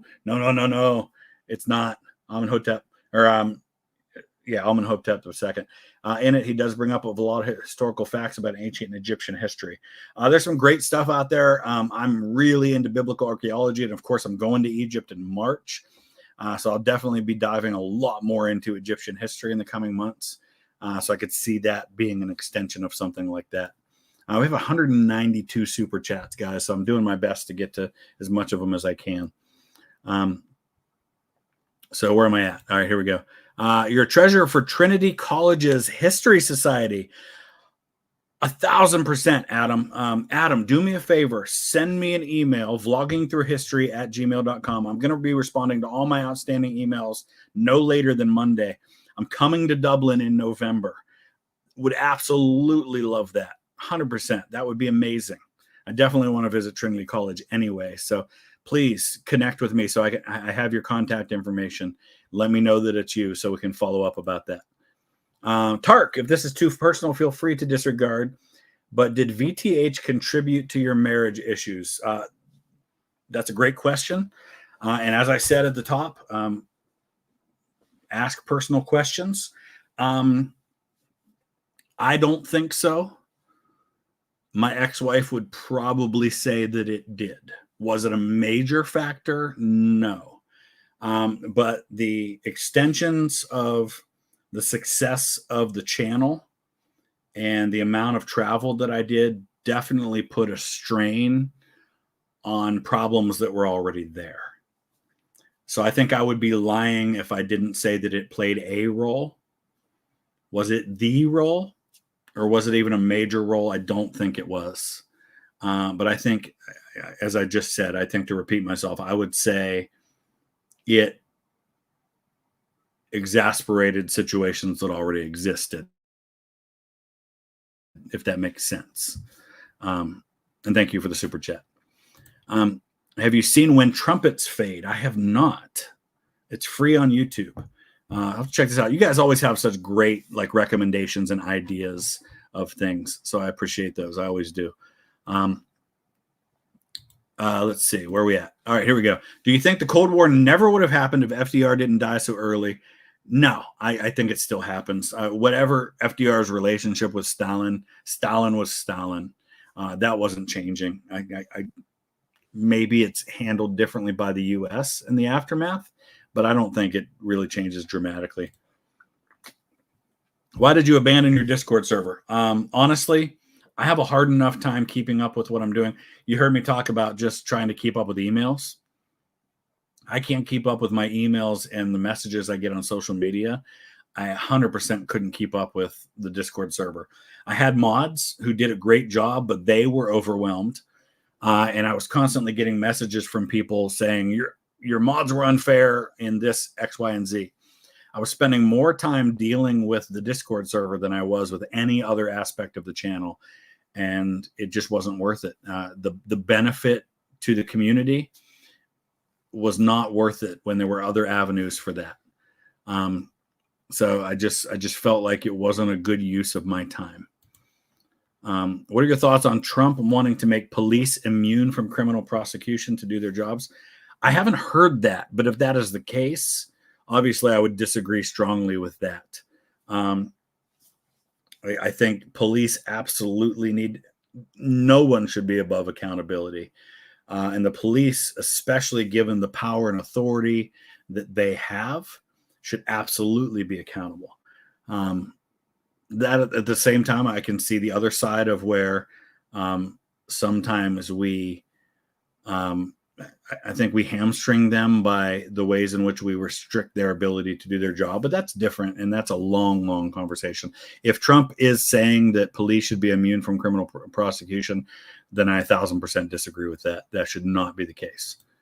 Sent me an email a while back about a rumor that your dad passed down about your family and a potential royal connection. Thank you, Derek. I'm going to take a picture of that to make sure that I go in and make sure if I missed that email for some reason, that I go in and find that. Watch Patton again yesterday. I was actually watching clips from Patton just the other day myself. Second time since your teenage years. It's a pretty good movie. It is. And I was actually surprised how on point the facts were in the movie Patton. Like some of the scenes that I thought, oh, that had to be made up for movies. It wasn't. The biggest difference is the actor. He sounds nothing like Patton. I think he's got the personality down. But if you watch videos on YouTube of Patton speaking, he's got a very high-pitched, very different voice than the gruff voice that George C. Scott has. But he's got the persona, I think. And a lot of those scenes are directly from what really happened. It's really impressive. It like just even little things like him having the chaplain write a prayer for good weather during the Battle of the Bulge. 1,000% happened. The scene with the Germans strafing his base in Africa while he's arguing with the British about air superiority, and then he walks out and pulls out his pistol and starts shooting at the German planes. That 100% happened pretty much exactly the way it's described. So those kinds of things, it's actually a remarkably accurate movie as far as historical movies go. Do I think the USS Liberty was intentional? I do not. I don't think it was intentional. But like a lot of things, just because something wasn't intentional doesn't mean it couldn't have been used to the advantage of the people who suffered. USS Maine's a great example of that. USS Maine definitely was not an intentional act caused by the Spanish, but it was absolutely used by the Americans to sell a war against Spain.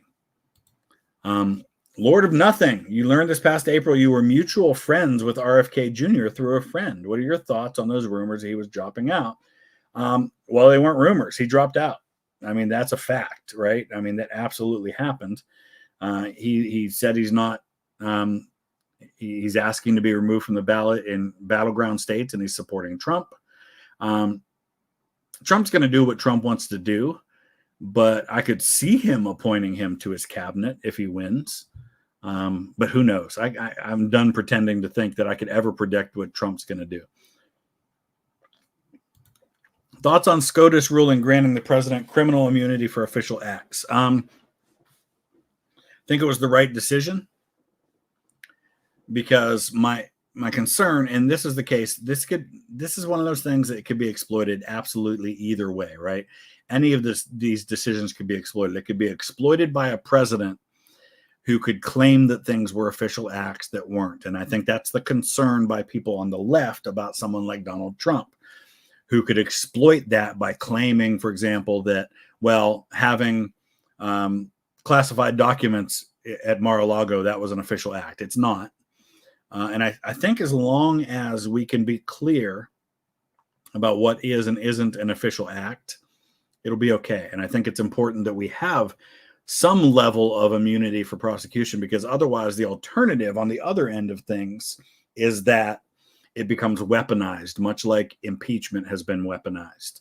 Impeachment has become a weapon to be used by the party that controls Congress if that party is different than the guy who's president. And I think we saw it with Bill Clinton being impeached over something that probably wasn't worth an impeachment. Donald Trump's been impeached. You've got talk about impeaching Biden now with something that just came out in Congress and their report. And it's going to happen a lot more often. What will happen is they'll start arguing that anything that a president does could be prosecuted. So if they had ruled that there was no immunity, then you'd have the opposite problem. You'd have lawsuit after lawsuit over every decision made by a president, every executive decision. And that's a problem too. So I can see both sides of it, but I think overall, I support the decision. Favorite thing about the UK and your home turf, York? I love York. York's amazing. I want to go back to York. Cool town. I love the vibe there. What do I love about the UK? I love the pub culture. I love the fact that every community has its own team, like its own football team to support. I wish we had that. My closest home professional team, we have a team in Pittsburgh that's an hour away, but the MLS team that's closest is 2.5 hours away in Columbus. You go to the UK and you've got rival professional teams at a high level, like, for example, Wolves and West Brom, that are, I mean, obviously right now they're in different leagues, but they've spent a lot of time together in the same league that are like 5 miles apart. You got Chelsea and Fulham in the same town on the opposite sides of town. I love that. I love that about the UK. And I love just, I find people in the UK in general to be very friendly, very likable, and a lot of fun to hang out with. I've got quite a few friends in the UK now. York specifically, amazing history there. Clifford Tower, of course, my family, I'm descended from the Cliffords. The Viking history, the Roman history. You've got York Minster, which is great. Constantine is declared emperor in York, which was a Boricum at the time, a Roman city. Who did I vote for in the 2020 election? I voted for Trump in the 2020 election. I held my nose and voted for Trump, but I will not be voting for Trump this time. Okay. Recession, cool name. Greetings from Austria. Love Austria. I think Austria and Italy might be my 2 favorite countries that I've been to in the mainland of Europe. What is your favorite revolutionary show or movie? Turn Washington's Spies. Love that show. Fantastic. Plays fast and loose with some characters and some parts of history, but also gets a lot of it right as well. And I think the acting was great. The writing of it was great. Some of the characters as they're portrayed. The guy that plays Washington, top notch. The guy that played John Andre was perfect as John Andre. A lot of things I love about that. All right, where are we at? 20 new members. Did I see Zach was gifting some memberships? So thank you for Zach for doing that.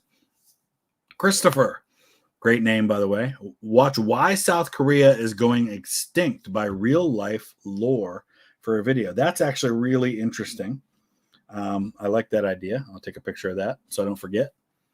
I use stats, science, and history. Oh, fascinating. That's actually really a cool concept. Curtis, thank you for that.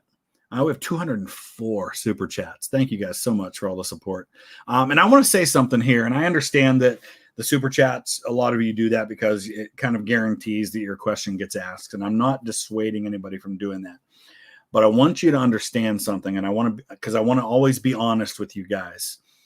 Whenever you give in the super chat, or when you do a membership on YouTube, or when you watch an ad for that matter, 40% of that goes to YouTube. I get 60%. So if you give $10 in the super chat, I get 6 of it. I'm not saying don't do it, and I appreciate that you do. But if you're doing the super chat, for example, just to support the channel, I'd rather you did like $1 on super chat, so that you get your thing at least showing up on the screen if you want to do that. But like if you were going to give $10, I'd rather you went and did $10 on Patreon, because Patreon only takes like 3%. YouTube takes 40%. So a lot more of your money is going to go to support the channel directly, if that's what your concern is. But like I said, not trying to dissuade anybody from doing it. And I thank you for every one of them. Who are the best presidents that were bad people and bad presidents that were great people? Well, obviously the first example of a bad president that was a great person for me is Jimmy Carter. I think Jimmy Carter is a first-class human being. I think the world's a better place with him in it. I do not think he was a good president. I think Grant was a better president than people give him credit for, but a lot of times gets rated as a bad president who was a good person as well. Top-notch human being. I think Andrew Jackson, though, I got a big problem with like things, for example, like his Indian removal policies, which I think are a big stain. But outside of that, was a pretty good president, but pretty lousy human being. I think Thomas Jefferson was a good president, and I think he was a scumbag for a human being, and not just because he owned slaves. There's a lot of other reasons why I think that about Thomas Jefferson. But I would say probably Jefferson's probably the best example of a big gap between who he was as a human being, being a scumbag and being a really good president. Some presidents I just don't know personally well enough to say one way or the other. Stanislav, thank you for that so much. I appreciate that. Coffee Paladin, thank you. A Lebanese Canadian Muslim. What an amazing mix. My ex-brother-in-law is Lebanese as well. With a mix of leftist, progressive, and more traditional views. Man, you are just all kinds of things. I love that. That's very cool. And thank you for the super chat, and I appreciate it. I'm glad you're here. I love having perspective from people that are a crazy mix of things like that. Gives you a unique view of the world, I'm sure. Ryan, thank you for that. Totally understand your point about the value of your vote, but do you put any stock into voting for the lesser of two evils? Absolutely, and I've done that. That's absolutely what I did in 2016 and 2020, as I was voting more against the other candidate than I was for the candidate. Honestly, it's been a long time, I think, since I voted for someone in a presidential election.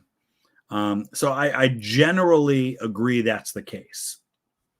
This year, it just, to me, there's so many negatives for me for both candidates that I just can't in good conscience vote for either one of them. Yeah, honestly, I just can't even answer it, really. I mean, when it comes right down to it, what I'd prefer, my best case scenario would be that the Republicans would have done what the Democrats did, which is make your candidate stand down and put somebody better in there. But it's too late for that, I'm afraid. I wish that's what the Republicans had done.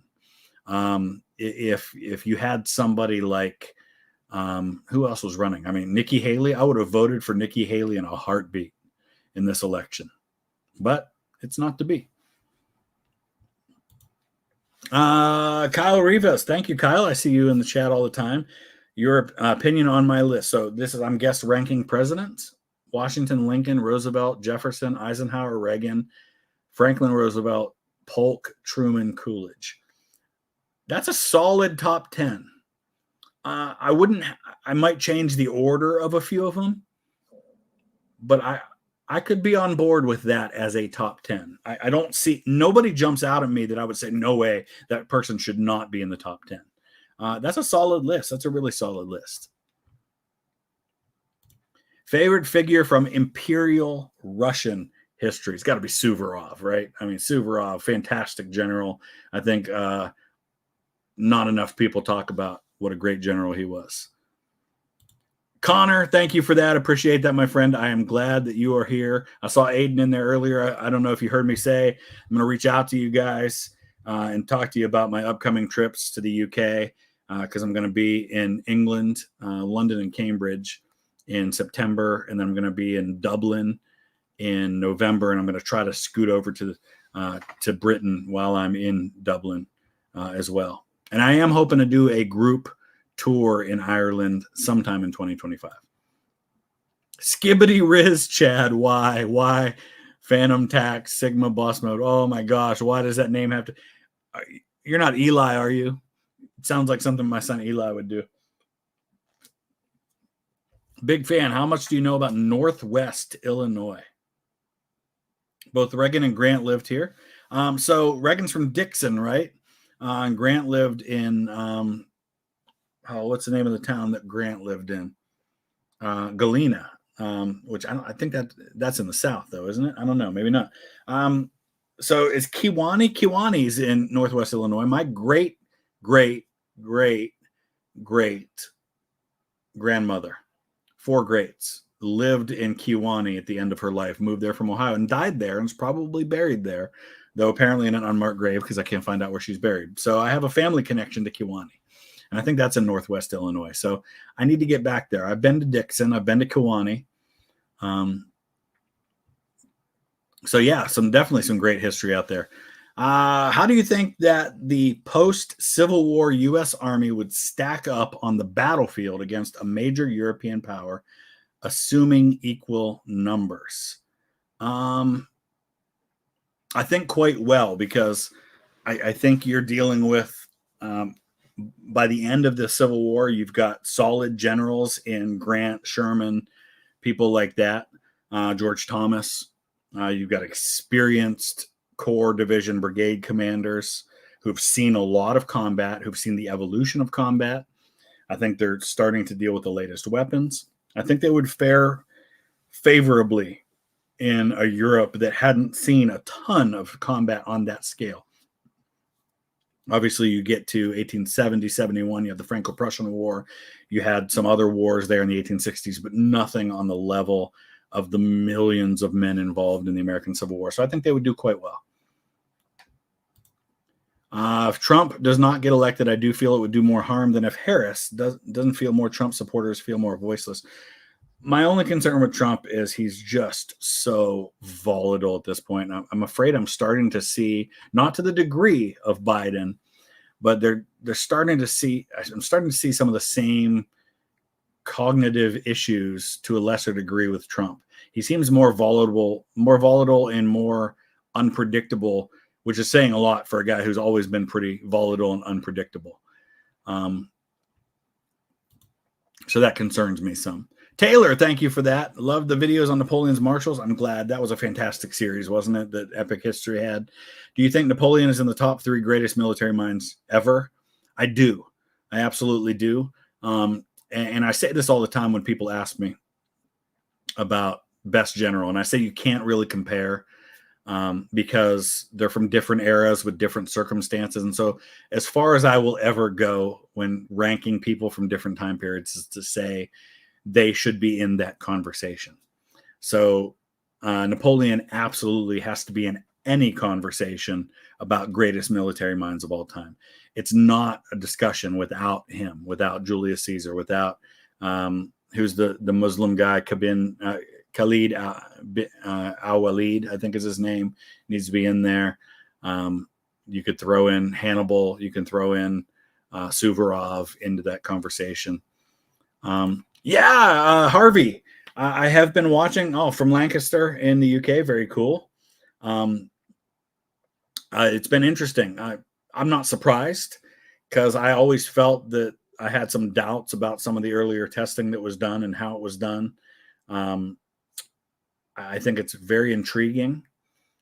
I don't think it should matter in the grand scheme of the Christian faith, but I think it is intriguing and interesting what they're finding about that. Some of the latest test results will never prove it one way or another. I'm more fascinated by how the image got there and them being able to determine some way it could have been forged, because I haven't really heard a good argument for how it could have been made the way that it was. Joe, thank you, from Scotland. Mostly hung out with Rangers fan and a Unionist. Well, I am a Rangers fan, so hey, we won 6-0 today, by the way. What do you make of Celtic fans and the independence movement? I got no problem. I don't have a dog in that fight. I'm not Scottish. I love Scotland. I love my Scottish heritage, and I'm proud of it. But I think whatever the people of Scotland think is best for the people of Scotland, they should do. I personally am a monarchist. I'm a unionist, but it's not my fight, and it's not my place to say what Scotland should do. But so I kind of come down on that side, I guess. I'm a Protestant. I'm a unionist, so Rangers are kind of my thing, I guess. Tony, thank you for that. How can you, as a man of history, say that the history and heritage of the South has been completely destroyed? I didn't say that it has been. I think that the heritage of the South, in terms of its white supremacy and its reliance on slave labor, and in the aftermath that you see that they stuck to their guns on the white supremacy and on doing everything they could to make slavery continue to be legal. In fact, it wasn't legal in terms of the law, but it was de facto slavery with the Jim Crow laws. I think that needed to be destroyed. So I think that's what I was trying to say there, if maybe I didn't explain it well before. Morgan, thank you for that. An Ohio State fan. I am a fan of college football in general. How about that upset today with Florida State getting beat? That was crazy. What do I think with the changes coming? I think for example, the 12-team playoff is long overdue. And of course, as an Ohio State fan, it pretty much guarantees we're in the playoff every year. So I'm glad to see the changes.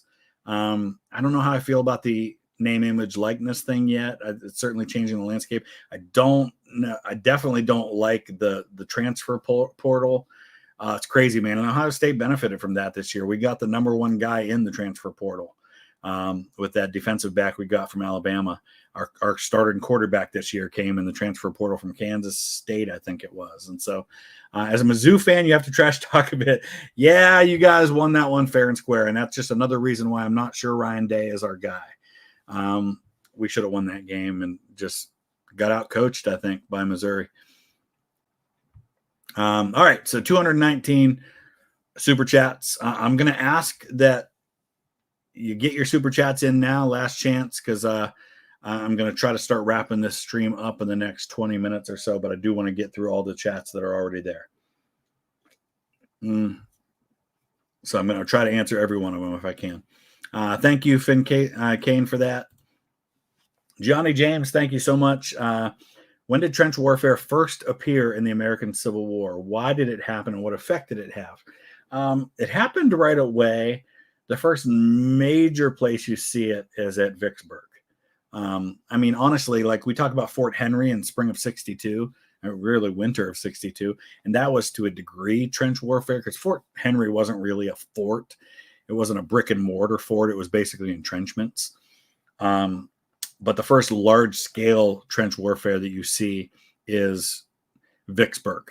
And you go there today, it's fascinating to see. And I mean, it's all the hallmarks of trench warfare. It's mines being dug. It's big fortifications with multiple lines of trenches connecting. It's communication trenches.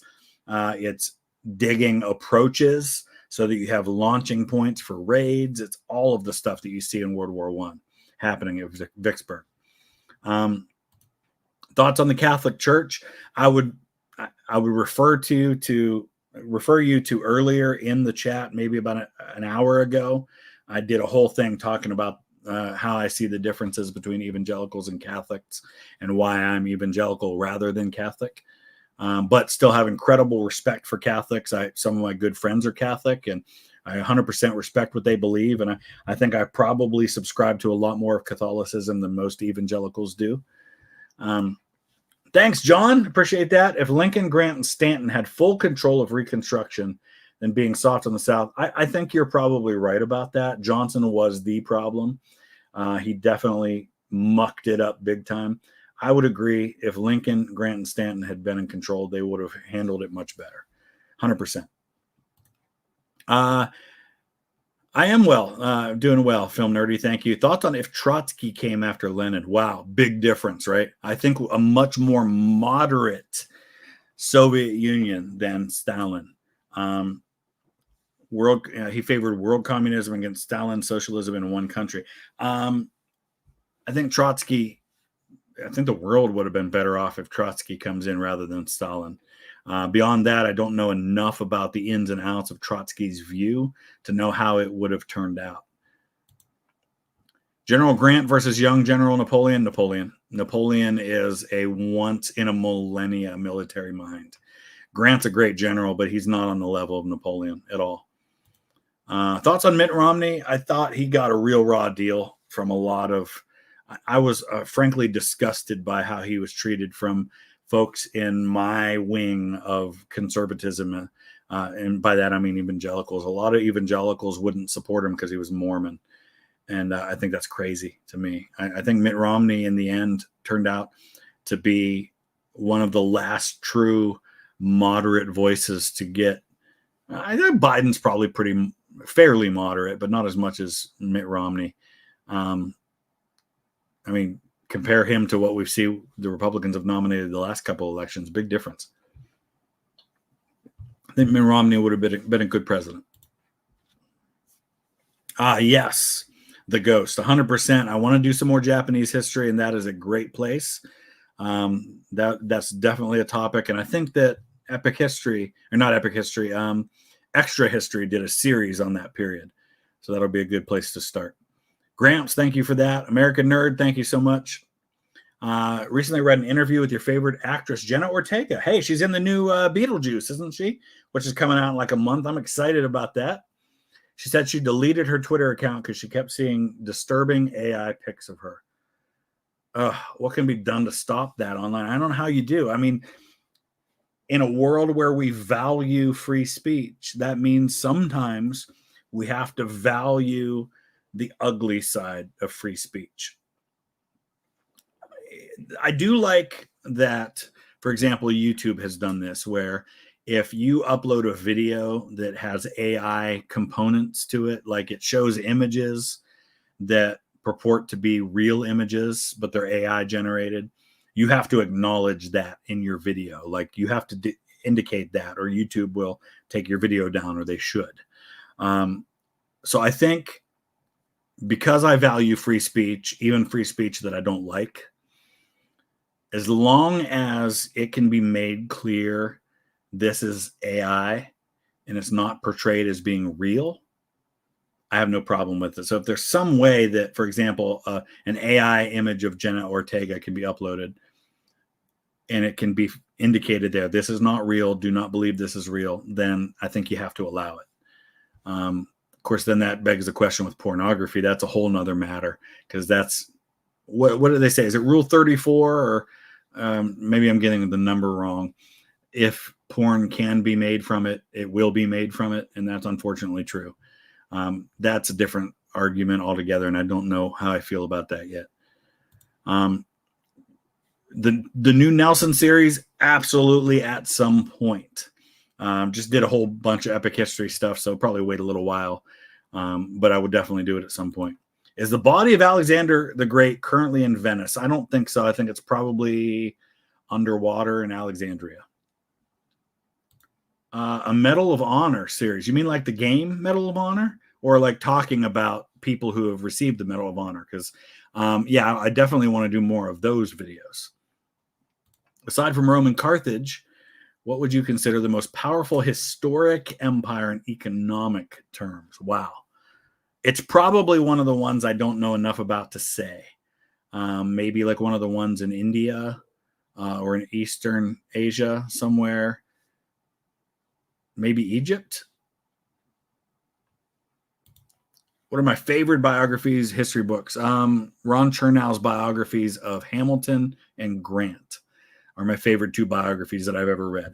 I just finished a really good one on Napoleon, and I think it's just called Napoleon, but let me tell you the author so I get it right here. It's called Napoleon by Andrew Roberts. Napoleon, A Life. I think it might have maybe had a different title at some point, and then now it's called Napoleon, A Life by Andrew Roberts, but really, really good. Least favorite historic figure of all time. Easy. Woodrow Wilson. Adam Johnson, thank you. Have you done any reactions to Irish and Northern Irish history? I've done the Irish potato famine by Extra History, but I will definitely be doing more in advance of my upcoming trip to Ireland, which is coming in November. So I will definitely be going to do some more of their history, and I'll be doing some videos on Irish history when I'm there. You're a teacher, you teach history of science. Is that a topic you're interested in? Yeah, actually, I find that very fascinating. I know that my son's really into science, and I think he'll probably go in. My youngest son will probably go into a field related to science because he's so into it. A moment when science changed history. I think probably any time in warfare, right? Major example of that is World War I, where science is on the forefront. You have the same guy, Fritz Haber, who develops the Haber-Bosch process, which revolutionizes fertilization and saves the lives of millions of people. And then he's the same guy who is at the forefront of developing poison gas for use in warfare. Or Alfred Nobel, who develops TNT or dynamite, and also develops the Nobel Peace Prize. I think probably the way that science has had the greatest impact on history is in warfare. Who should play Grant in a biopic? The guy who played him, he's a British actor. I couldn't tell you his name off the top of my head, but the guy who played him in the History Channel docudrama on Grant, he was fantastic. And I was talking to my friend Gary Edelman about this, and I asked him what he thought, and he agreed. He thought he was fantastic as well. And if Gary thinks so and I think so, that's a pretty good indication that we'd like to see more of that. You should try Kriegspiel. It's a war game originally developed by Prussian strategists to help Prussian generals fight Napoleon. Interesting. Very realistic. I like that. I'm going to check that out for sure. Your history major with a goal of a PhD in U.S. military history. That's amazing, Maya. Very cool. I want to do a dissertation on the Iron Brigade. Oh, that would be amazing. I've long said I wish we could get a Band of Brothers style treatment of the Iron Brigade. That would be such an amazing TV miniseries. You never rated Gibbon on your Civil War general tier list. I didn't rate him because I primarily in that rated guys who spent significant time as a army or corps commander, whereas Gibbon, I think he eventually rose to corps command, but late in the war. Fantastic general. I love the fact that he's a Southerner who fights for the North when all his brothers fight for the South. He's one of those guys that I think did well at every level of command, and there aren't many of those who were good at his brigade commander. I think Meade's another one who was a brigade, division, corps commander, did great at all of them. Of course, Gibbon has a post-war career in the Indian Wars. I think as a brigade commander, he's an S tier for me. He's one of the best brigade commanders in the American Civil War, and solid as a division commander as well. I'd probably put him in an A as a division commander. But I love the Iron Brigade. Love them. Cutting Room Floor. Just finished reading Truman. And as I said before, let's try to wrap up the super chats because if you put them in at this point, I can't guarantee I'm going to get to them. I'm going to do all the super chats up to this point as best I can. Let me see where we're at. We're all the way up to 6:05. So let's say super chats up till 6:10. Anything after 6:10, I can't guarantee that I'm going to get to it because I'm going to try to wrap this up no later than 6:30. And I think it'll take me that long to get to the super chats that are already there. So now I got to scroll back up and get to the ones that I'm already at. Oh boy. I kind of lost my place. Give me a second.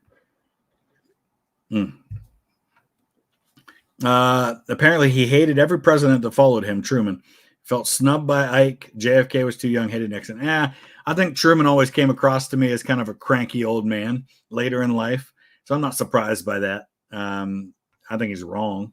I think it's unfair, but yeah, to each his own. Favorite alternate history timeline? Oh, great question. I mean, I've really never gotten into a lot of alternate history timelines, but one that's really super fascinating to me and always has been is what if Germany wins World War I? I'd love to see what that timeline looks like. And I think that would be a significant departure from the world that we have today. You homeschool and your daughter and you use my channel. Thank you. I appreciate that.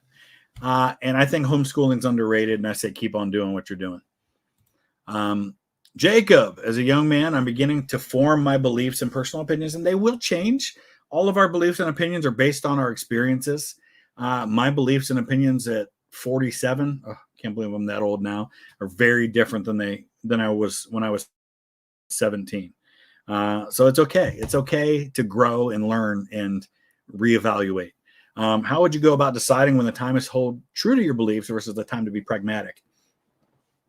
I think it depends on the beliefs, right? I mean, for all of us, there are deal breakers. There are things that are like, I believe this strongly, but then there are other things that are say, this is something I would die for.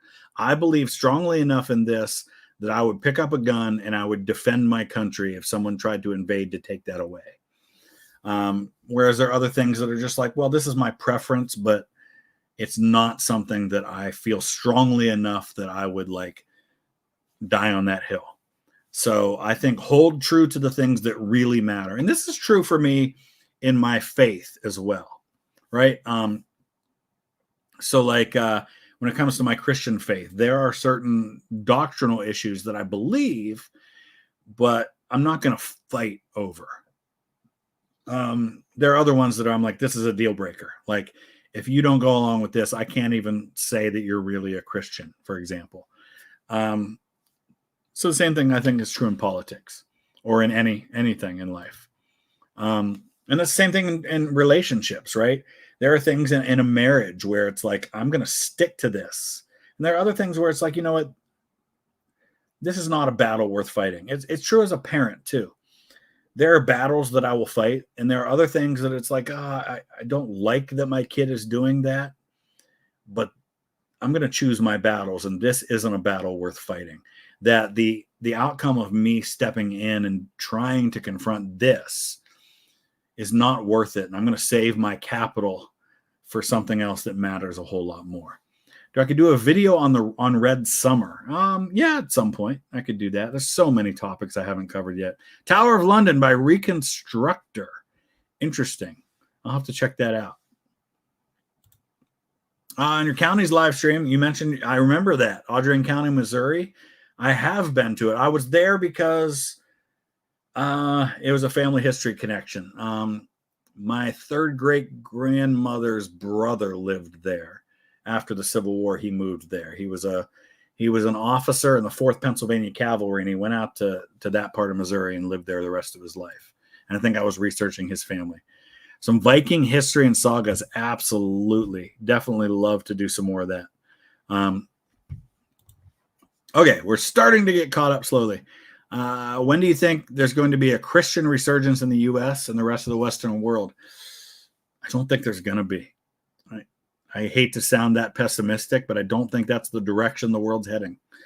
And I think that's consistent with the outlook that I have on kind of where we're headed as a world and what Revelation says is going to happen. I don't think it's going to be any better in terms of Christianity's stance in the world than it is right now.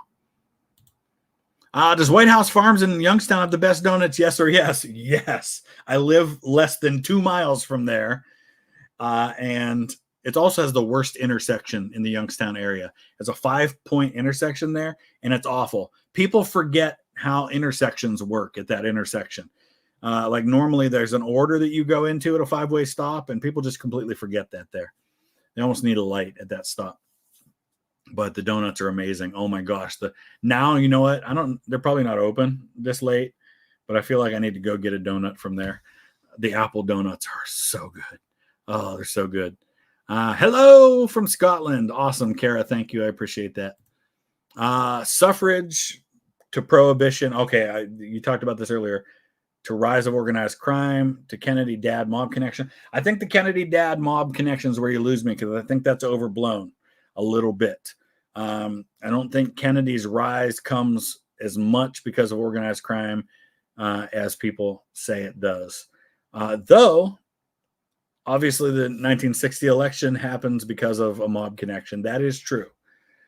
And I'm not so entirely sure about suffrage to prohibition. But maybe. Okay. It's more plausible than I realized. So it's more the assassination happened because he was elected, and he was only elected because of those other things. So, all right, I see it. Michael, dumb internet, so hopefully this goes through this time. Started listening to Dominic Perry's History of Egypt podcast. Awesome. I like that. With going to Egypt in March, definitely going to check that podcast out because I need to get into some more Egyptian history.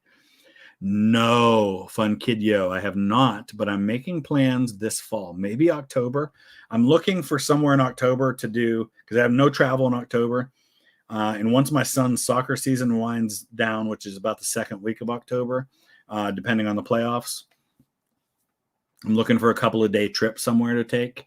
Kansas City might be it, because Mr. Beat and I have talked about doing some kind of a collab when I go out there. And I definitely want to do some stuff at the World War I Museum for my channel, History or Stories of the Great War. So I'm going to do it for sure. Favorite and least favorite historic site in Ohio. We don't have as many historic sites as I wish we did in Ohio. I don't know if I have a least favorite, because every historic site is interesting for one reason or another. I wish we did more to celebrate William McKinley being born in Niles, which is like, I grew up, 3 of my 4 grandparents grew up in Niles. My family came from Kentucky to Niles, and that's where William McKinley was born. But we had the library there and a tiny little museum there, but most of the really good McKinley stuff's in Canton, where he's buried. And so I wish we had more historically for McKinley. Favorite historic sites, actually, Lakeview Cemetery in Cleveland. That's where James Garfield's buried. It's where John D. Rockefeller's buried. It's where Eliot Ness is buried. There's a lot of amazing historical figures in that cemetery. Thoughts on the Book of Enoch? I've always found some of those books that didn't make it into the canon 66 books of the Bible to be interesting, and I've read some of them and I find them interesting. I don't know the Book of Enoch well enough to be able to give thoughts one way or another. And I saw somebody in the chat just say that I'm friends with Mr. Beat. Yeah, absolutely. Matt's a good friend. We text every so often. We hung out in Denver together a couple of years ago. We've done some live streams together. We see the world very differently, and that's okay. He's a great guy and does some great work. And I didn't know he was streaming today, or I wouldn't have streamed at the same time as him, because I try not to step on other people's stuff when they're doing it. Thank you for everything you do. Love the content. Gotten you through many sleepless nights. Well, Jank, I'm sorry you've had sleepless nights, and I'm glad that if you're going to have them, that I at least can help with those in some way. Okay. What are your thoughts on the AMC series Hell on Wheels? I really enjoyed it. I thought it was really good. It's weird to see the actor, the guy who played the main character in Hell on Wheels, playing does he play Pike? Christopher Pike in the Star Wars series, all clean shaven. That's weird. I don't like it. I like him with a beard, being a tough guy after the Civil War. I loved Hell on Wheels. Great series. Do you feel more connected to your ethnicity or nationality? Neither, if that makes sense. I'm more connected to my past for both of those things. I'm really connected to my roots nationally. So obviously I'm proud of being an American. And my ethnicity is kind of weird because I'm actually about 1/8 African American. It's actually more like 1/10. One of my great grandparents, and we have 8 great grandparents. One of my great grandparents is listed as mulatto in the census, but she's almost all black. So I have roots in, if you look at my DNA test, sub-Saharan Western Africa, which is where my enslaved ancestors came from. My great grandmother was born into slavery in Kentucky. So my ethnicity is a little mixed, but I'm very proud of my heritage, which is primarily British, Scottish, and English in nature, but also some Welsh and Irish too. But also German, Swedish. That's pretty much it. Hello from Germany. What is my favorite historic site in Europe that I've been to? Because there's a lot I haven't been to. Pompeii. Pompeii was really, really, really cool. I liked that a lot. But also, I would have to say a close second would be the military museum. I would say just in general, the city of Vienna. The Imperial Treasury with all the the regalia from the Holy Roman Empire was amazing. But also the military museum had some crazy cool stuff in it. Probably my favorite museum I've ever been to. All right. Someone who's creative, I'd like to see you do videos on historical figures in that field. People like Walt Disney, Mark Twain, Ray Charles. Great idea. That's a cool concept, and I should do more of that because it's really easy to fall into the trap of doing a lot of presidents and military figures, but there's a lot of other really interesting people out there. If you could fly any military aircraft at your leisure, what would you use and why? Wow, Spitfire. That's the one I want to fly in the most as well. My goal, and obviously if and when I get to 1 million subscribers, if that time ever comes, my goal is to reward myself with a ride in a Spitfire. There are places in the UK that you can go and pay a ridiculous amount of money and go for like a half-hour ride in a Spitfire. It's like 3,500 pounds to do it. So I couldn't justify it now, but if I hit 1 million subscribers, that's my reward to myself. I'd love to fly a Spitfire. Really big into firearms of World War I. Do I have any favorites? Mine is also the Lee Enfield. I would love to own a Lee Enfield. At some point, if I ever have the disposable income to do that, there's a couple of weapons I'd like to own. A Lee Enfield from World War I would be one. A Harper's Ferry 1855 from the American Civil War would be another, because that was what was carried by the 20th Ohio, which is the unit that I'm writing a book about. All right, I'm going to try to get to the last of these in the next 10, 15 minutes here. I agree we should be able to agree to disagree on ideas. You should be base voting on policy, not personality. I agree. I think policy should take precedence. And I wouldn't argue with anyone about their reasons for voting as long as they have a reason. You'd love to go, but you doubt to have the money. I get that. I totally get that. And I really do wish that, oh my gosh, am I really only at 507 on the Super Chats? Oh, I feel so terrible about this. I just can't keep up with them. I wish I could make these trips more affordable. I really do. And I try everything. That's why I'm doing this other one on my own. I'm trying to reduce the costs by not going through a third party and trying to do it myself. But it's going to take a lot more work on my part, but I think it will make it more available to people. Would love to see me do a Medal of Honor series in Europe. Yeah. A Pacific World War II theater trip. Probably not, because I think that's more in my friend JD from the History Undergrounds department, and I'm drawn more to Europe. But I would definitely do a series. I'd like to go and do there's a spot you can stand on the Battle of the Bulge battlefield, and where you're standing, you can see the spot where 5 Medal of Honor actions happened from where you're standing. And we stood in that spot last time I was there. Was it Eisenborn Ridge, maybe, is the name of the place? But I'd like to go there and do something on those stories. Out of all the places you've been, what would you say is a must-visit place for you?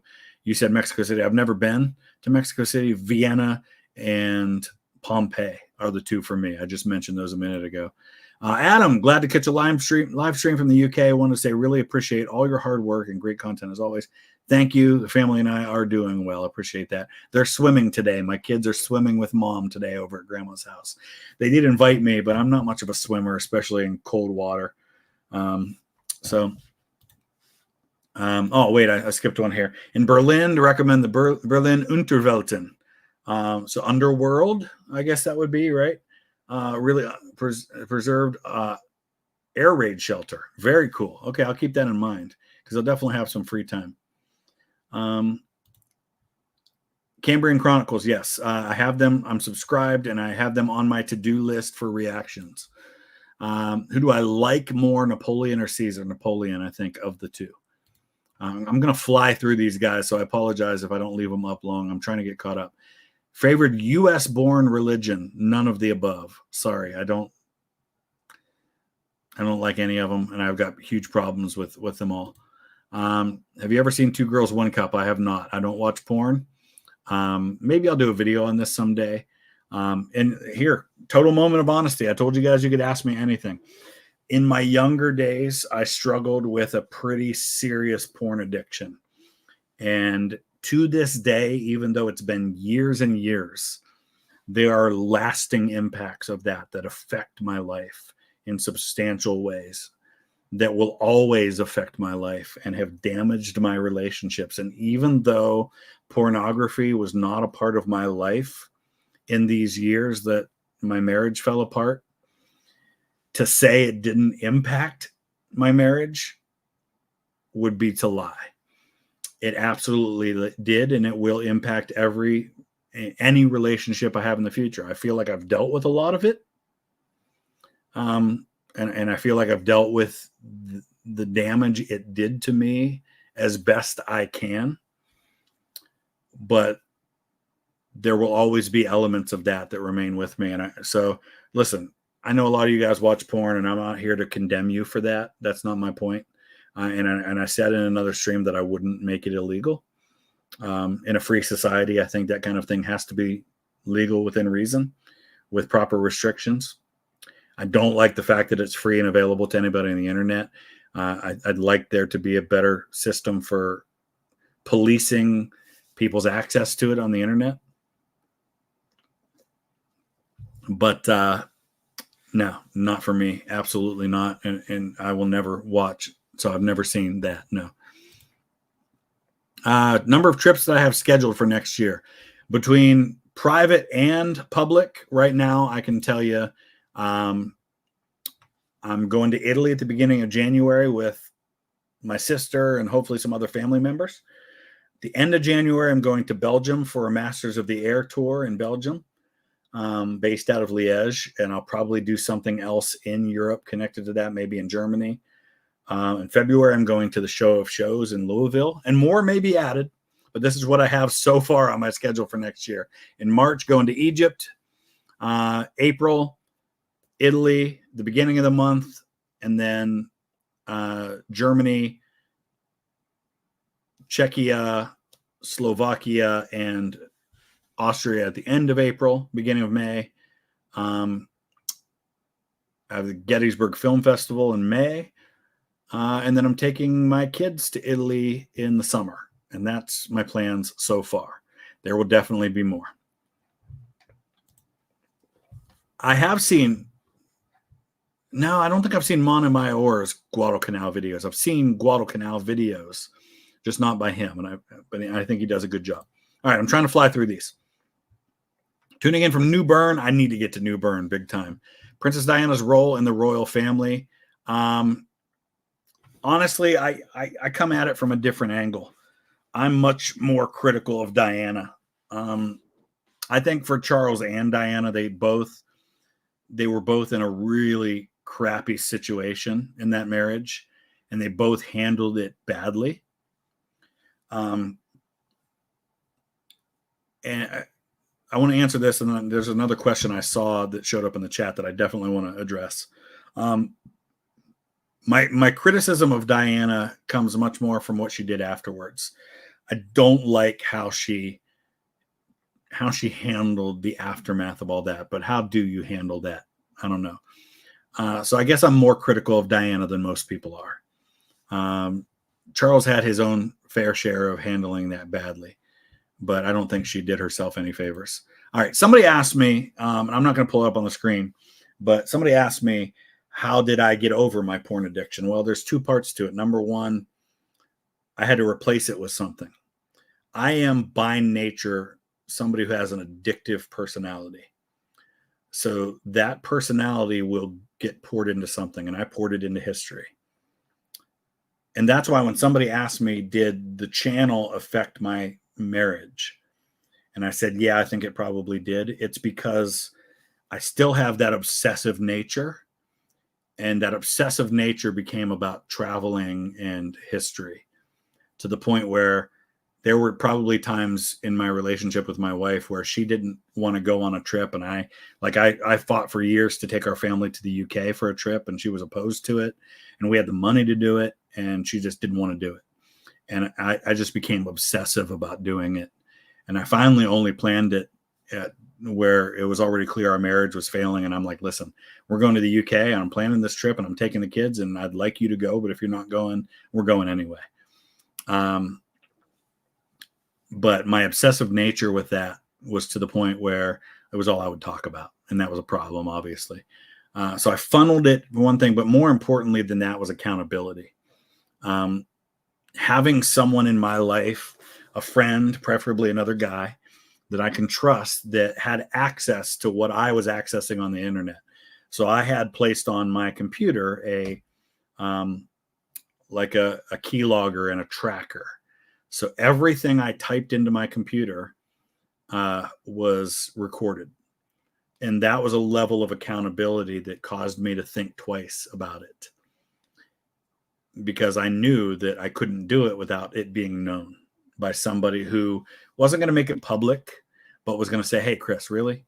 Did you really do that last week? Did you really go down that road again?"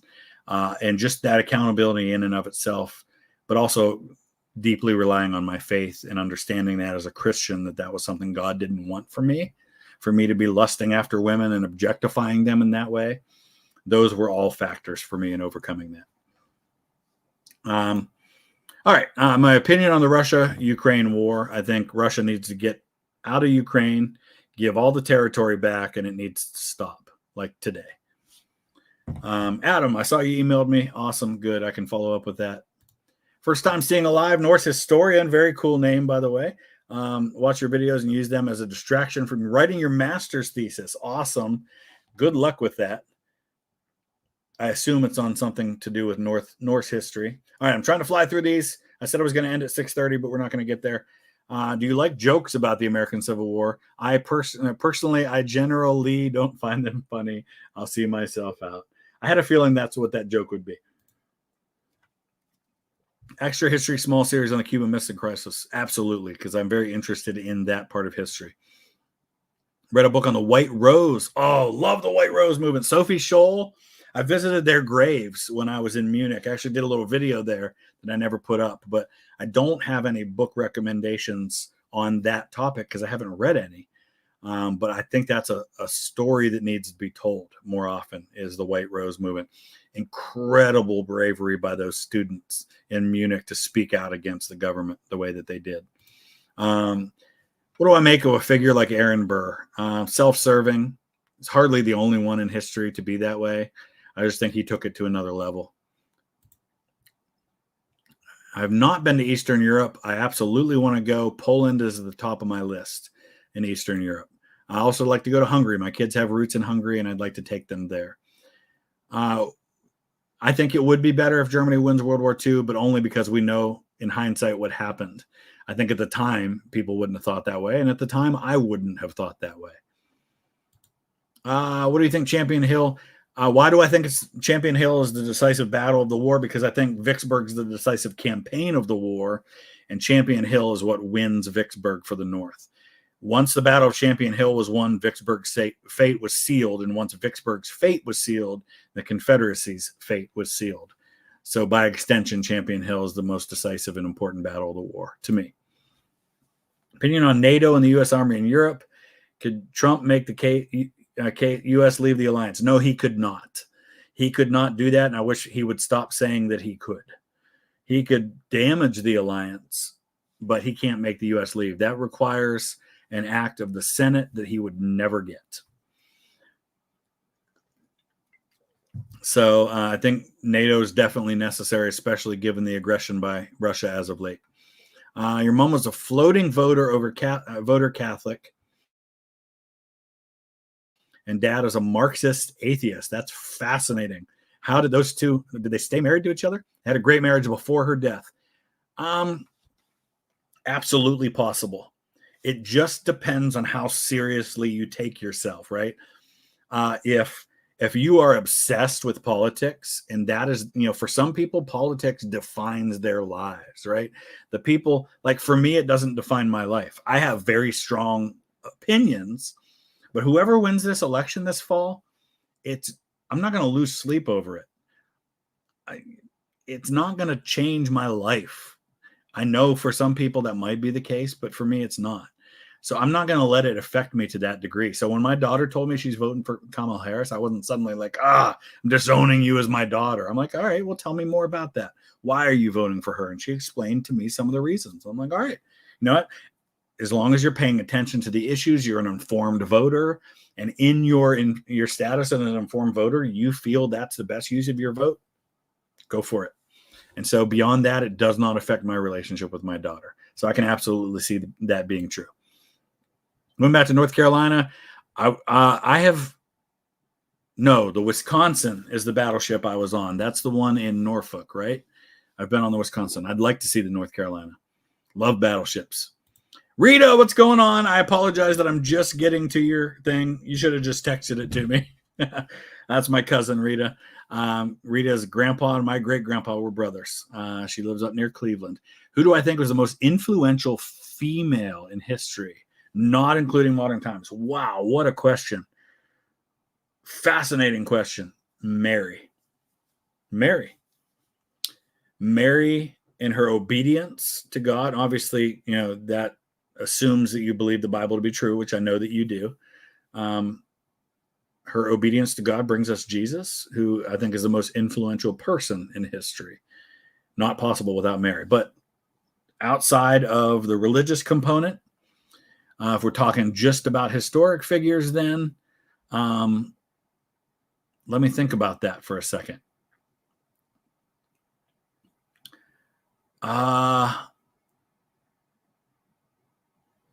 You could make an argument. I saw somebody in the chat say Cleopatra. You could make an argument for that because of the influence that she had on the events of the Roman Empire, especially on Julius Caesar and on Mark Antony and the whole direction that Rome goes. And you end up with Caesar Augustus as the first emperor.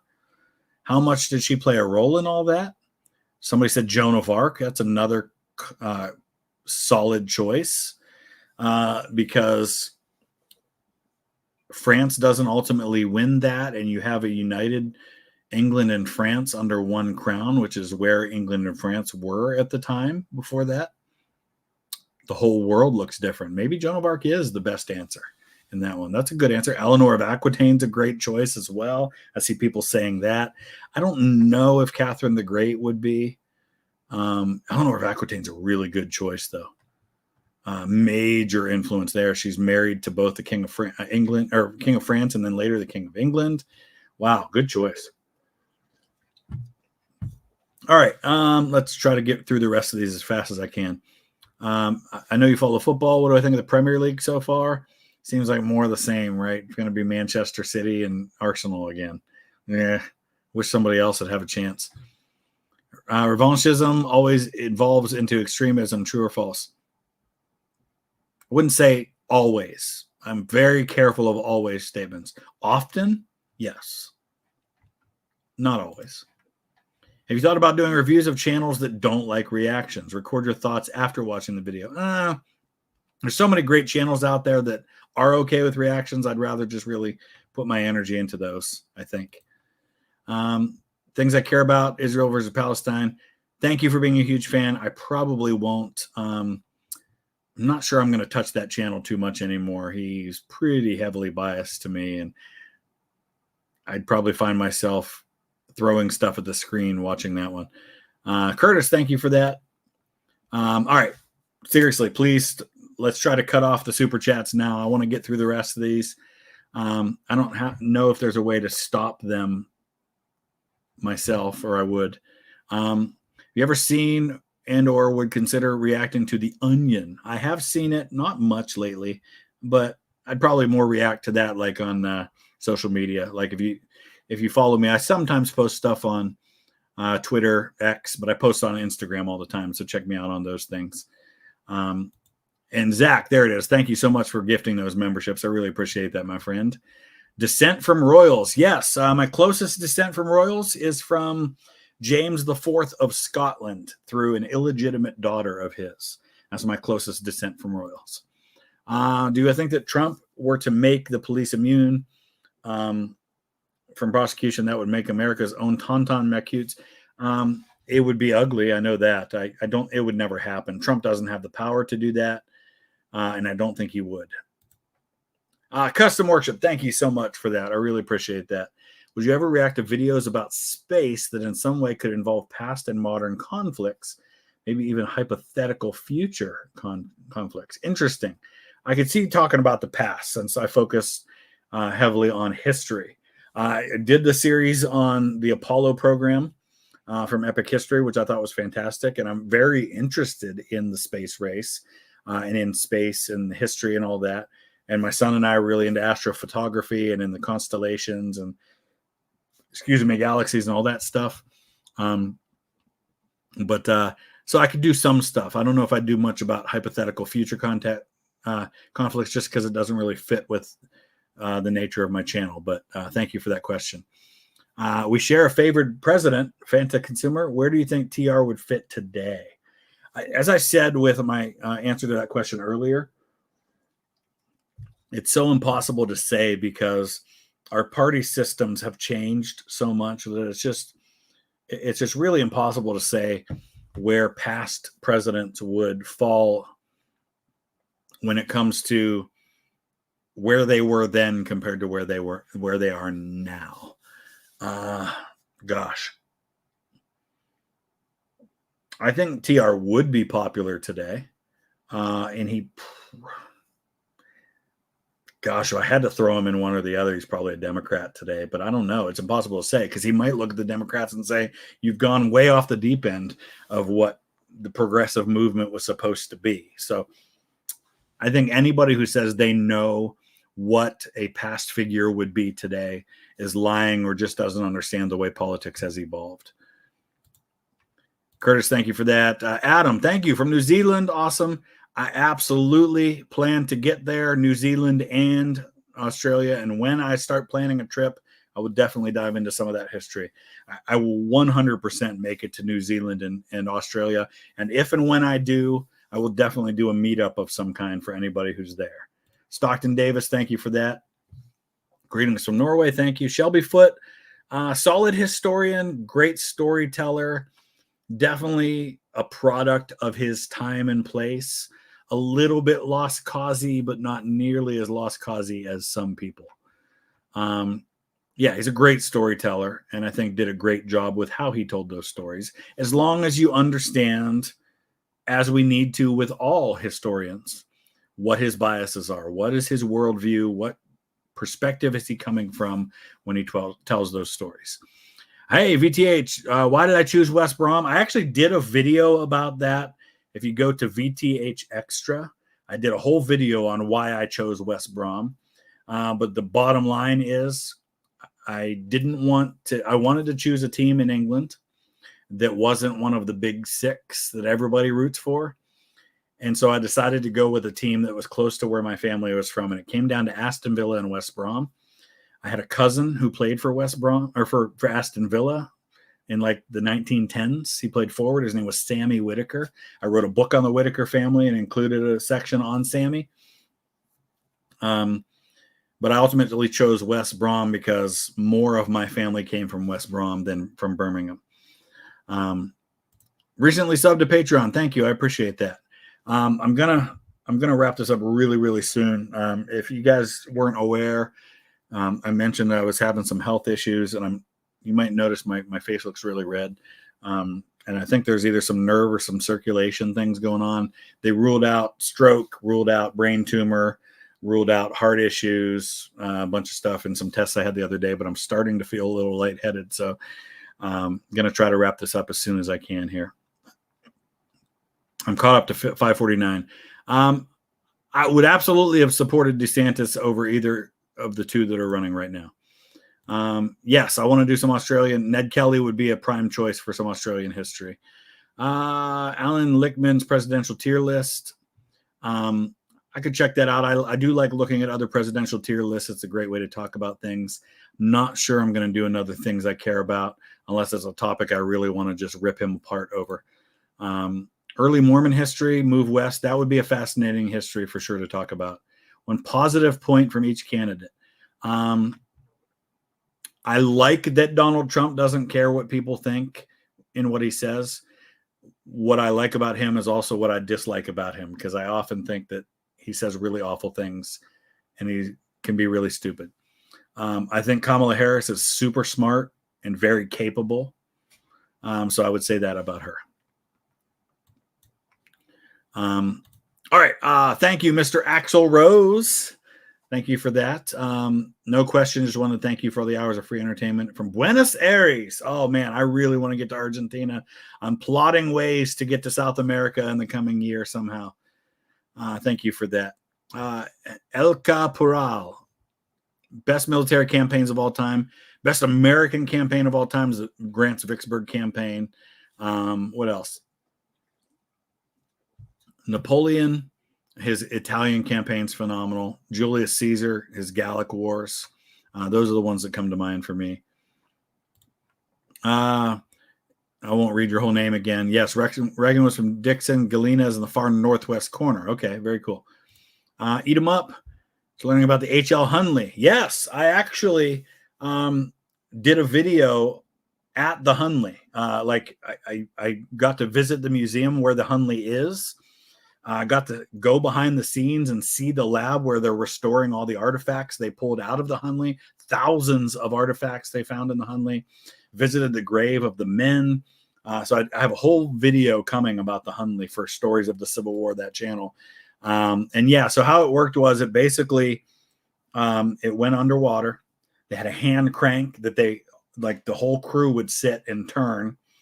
It had a torpedo at the end of a stick that it would go right up to the ship, put the torpedo into the ship, explode it with an electric detonator control that it had, and then pull away and hopefully get away. The Hunley successfully sank a ship that way, but after it pulled away, what happened was they went to the bottom.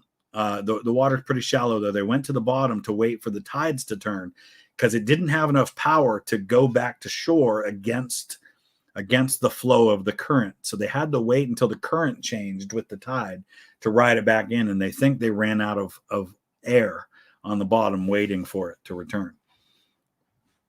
That's the working theory at the moment though. All right. Please, no more super chats. Please. I can't get through them all. So I can't guarantee if you put a super chat at this point that I will answer it. In your opinion, what are the most important things to having a healthy relationship? As a 23 loser who's never had a girlfriend, listen, you got your whole life ahead of you. And I'm not in a relationship right now. And I just came through a divorce after 20 years of marriage. So maybe I'm not the best person to give advice on this. But selflessness has to be number one, right? You have to put other people first. A marriage, any relationship only works if both people are willing to do that. And the minute one of you or both of you is no longer willing to do that, I'm not saying don't stand up for what is right and don't stand up for what you believe, but you have to be willing to put other people first or it can never, ever work. I guess that's the only advice I would give. Marco Polo, Ferdinand Magellan, Columbus, Captain Cook, Alexander the Great, Vasco da Gama. Rank these explorers in order of your favorite. Okay, here we go. Alexander the Great, Marco Polo, Magellan, Cook, da Gama, Columbus. Thoughts on Trump and January 6th? I've talked a little bit about this before.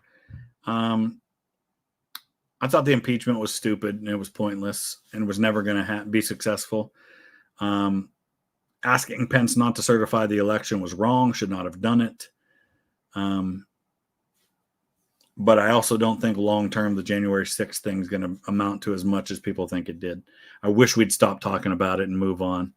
And maybe we will once Trump's no longer running for president. What do I think of the war in Ukraine? I already talked about that.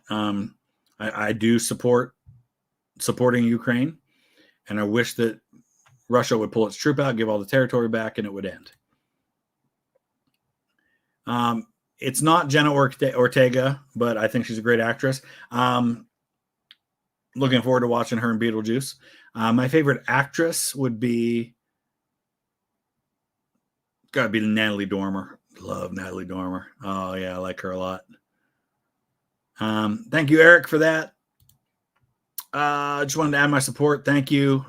Hope you can go to Italy. That'd be awesome to meet in person.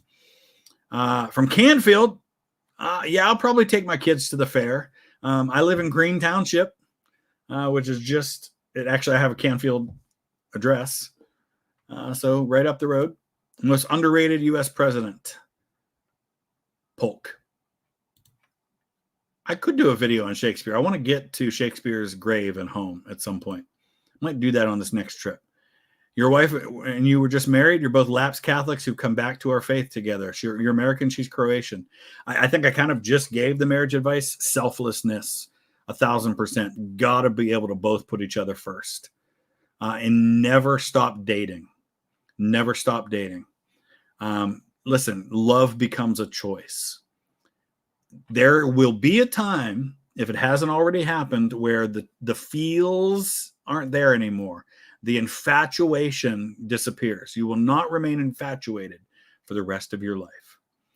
There will be times that those things that you thought were really cute about your significant other become really annoying, and you just wish they would stop. And there will be a time when the sound of your chewing annoys them. And at that point, love becomes a choice. And every single day is a choice. It's just like my faith, my Christian faith. Christianity is not about praying a prayer and making a decision at some point and then you're a Christian the rest of your life. It's a daily decision to follow Christ, period.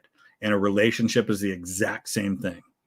It's every day waking up and saying, I choose to love this person. I choose to make my life with this person. I choose to put their needs ahead of my own. That's how marriage works. And unfortunately, for both myself and my ex-wife, we didn't do that. And that's why it failed. And hopefully, if I ever have the privilege of being married again, I'll do it right. Sorry. That was a little unexpected. I guess I'm still in the middle of all of that. Okay. Anyway, sorry, guys. Didn't know that was coming. Okay. Off the top of my head, I can't think of a book specific to the Iron Brigade that's good, but I'm sure they've got to be some out there. Wow. Okay. So total aside here, since the emotions came out, it's not just about the fact that I'm going through a divorce. Going through a divorce with kids is a whole other level of change in your life. There's nothing in this life more important to me than my kids. I didn't know this stream was taking this turn, guys. I'm sorry. There's nothing in this life more important than my role as a father. And not seeing my kids half the time is the hardest part. It sucks. It sucks so bad not seeing my kids every single day. And the hardest part of all of this for me is when my kids are with me for a few days and when they leave and this house is empty and it's just me. It's really hard. And now there's a new aspect to all of it because my wife has started dating and she's in a relationship that has become serious. And that's part of this, right? And I hope for her sake and for his sake that it works out and that it's for the best. I want them to be happy. If we couldn't make it work, then I hope the next one does work for me. But the byproduct of that is that now there's another man in my kid's life.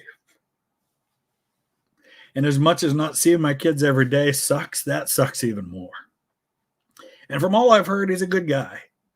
And my kids seem to like him. They haven't spent a lot of time with him. They've, here and there. She's being careful about how much time they spend with him. But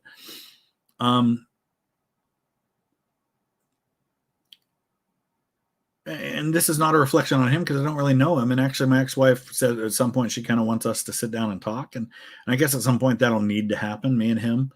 I'm not ready for it yet, though. I'm not. Seeing her move on and be happy in her life and him becoming a part of my kid's life is hard because I'm not there yet, right? I'm single. I'm not seeing anybody.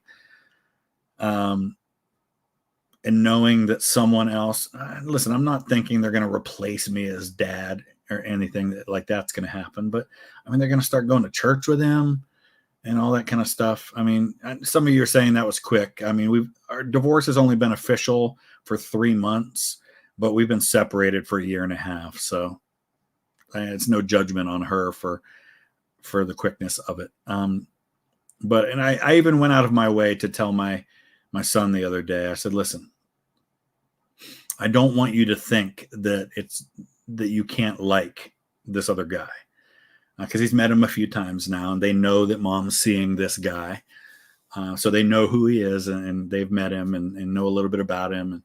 And I told him, I said, listen, don't think like you're betraying dad if you like him. It's okay. It's okay if you like him, and it's okay if mommy's happy with him. That's how this goes. And I hope the same will happen when the time comes that I'm in that place. And I will be very clear with my kids. Listen, if I am dating and if I someday get married again, this person is not replacing mom. Your mother's your mother and your father's your father. And I want, for their sake, for them to have the best relationship possible with their mother. That's what's best for them, regardless of what has happened with us. And that means by extension that as long as the guy that she's seeing treats her well and treats my kids well, then I need to be supportive of that. So anyway, all right, back to it. Okay. I think my one light is off to the side, and that's why it's messing up the green screen a little bit there. Okay. I got to fly through these. We're almost to the end. I can see the end there. If the UK loses the Spanish Armada, is there an American Revolution? Yes. Maybe even faster, because if the UK becomes Catholic and at that point the Americans kind of stay in their Protestantism, that would be interesting. What do you love about Kentucky sans family ties? That's really it. But if I was to say anything else, amazing history. Really cool history in Kentucky that doesn't get talked about enough. What's an era that you don't know much about that you want to learn? Napoleonic Wars, though I'm learning more, so I wouldn't say I know. I think now it's probably Egyptian history. I really want to get into more Egyptian history. Okay. Did you read Trump's interview with Bloomberg? I did not. I've stayed blissfully unaware of a lot of the stuff to do with the election right now. He talks about McKinley and how he's an influence and admires him. Interesting. I'll have to check that out. Former conservative Christian, had Southern Baptist pastor father. It's great seeing one pushing against lost cause, bad history ideas. That's right. Awesome. Show of Shows is great. Yeah, I'm definitely going. The last 2 years, what happened was I'd see my friend JD was on his way to Show of Shows, and I'd have some reason I couldn't go. And I was like, I want to go there. So when he went this past year in February, I immediately put it on my calendar and said, okay, this year I'm going. I'm not planning anything else around that time, and I'm going to the Show of Shows. So come see the Falls of Ohio and George Rogers Clark home. Very cool. Shout from Ypsilanti. Ever seen Blackadder? I love Blackadder, World War I. It's really, really good. Thoughts on Monocacy 1864. What if it never happened? So we talked about Lew Wallace at the start of the stream. Grant credits Lew Wallace's performance at Monocacy with helping save Washington. I don't know if it was quite that extreme, but still an important battle because it checks Jubal early. And even though the North lost that battle, they did enough to defend Washington there. And I think Lew Wallace did well there at that battle. And I haven't been to that battlefield. I need to get there. Derek, a mortician by trade. I actually went to school with a couple of people who did that. And I actually briefly toyed with that idea. I dated a girl in high school who lived in a funeral home, and her parents made really morbid jokes like, do you want to spend the night? We have lots of beds and most of them have lids. Things like that. Visiting cemeteries. I have not been to Mount Auburn Cemetery, but that's one on my list that I want to go to. A lot of history there, just not even in terms of who's buried there, but just the history of that cemetery that is pretty influential. The Olympics are coming to LA. Probably not, but definitely going to try to see some World Cup games, at least one in 2026. Unfortunately, all the American games in the World Cup, at least for the group stage, are on the West Coast. So I won't get to go to any of those. We'll try to go to something closer. Extra history videos of Joan of Arc. Yes, at some point I will. All right, just a couple left, and we are all done. Napoleon's Marshall series. What would I say? Who would I say was my favorite? Who did I say? Lanz. I think Lanz is my favorite. I think he probably is my favorite. But I also really liked, was it Oudinot? Was he the guy that got wounded like 40 bazillion times? I liked him a lot too. All right. Who's your boy here? Washingtonople. That's awesome. No, I think it's better the way that they went with it. Okay. Last one is a fun one. President with the best facial hair.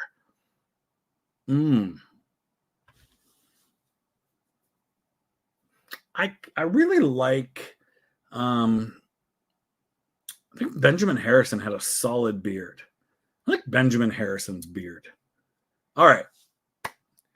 Hayes was decent too. Hayes had a good beard. I think those two had really good beards. All right, guys, thank you so much. 3-hour live stream in the books. I'm wrapping this thing up. You guys take care. I appreciate it. We're going to try to do this more often. I'm sorry if I didn't get to your questions. Please consider checking out some of the other channels and supporting on Patreon. It means a lot to me. Take care.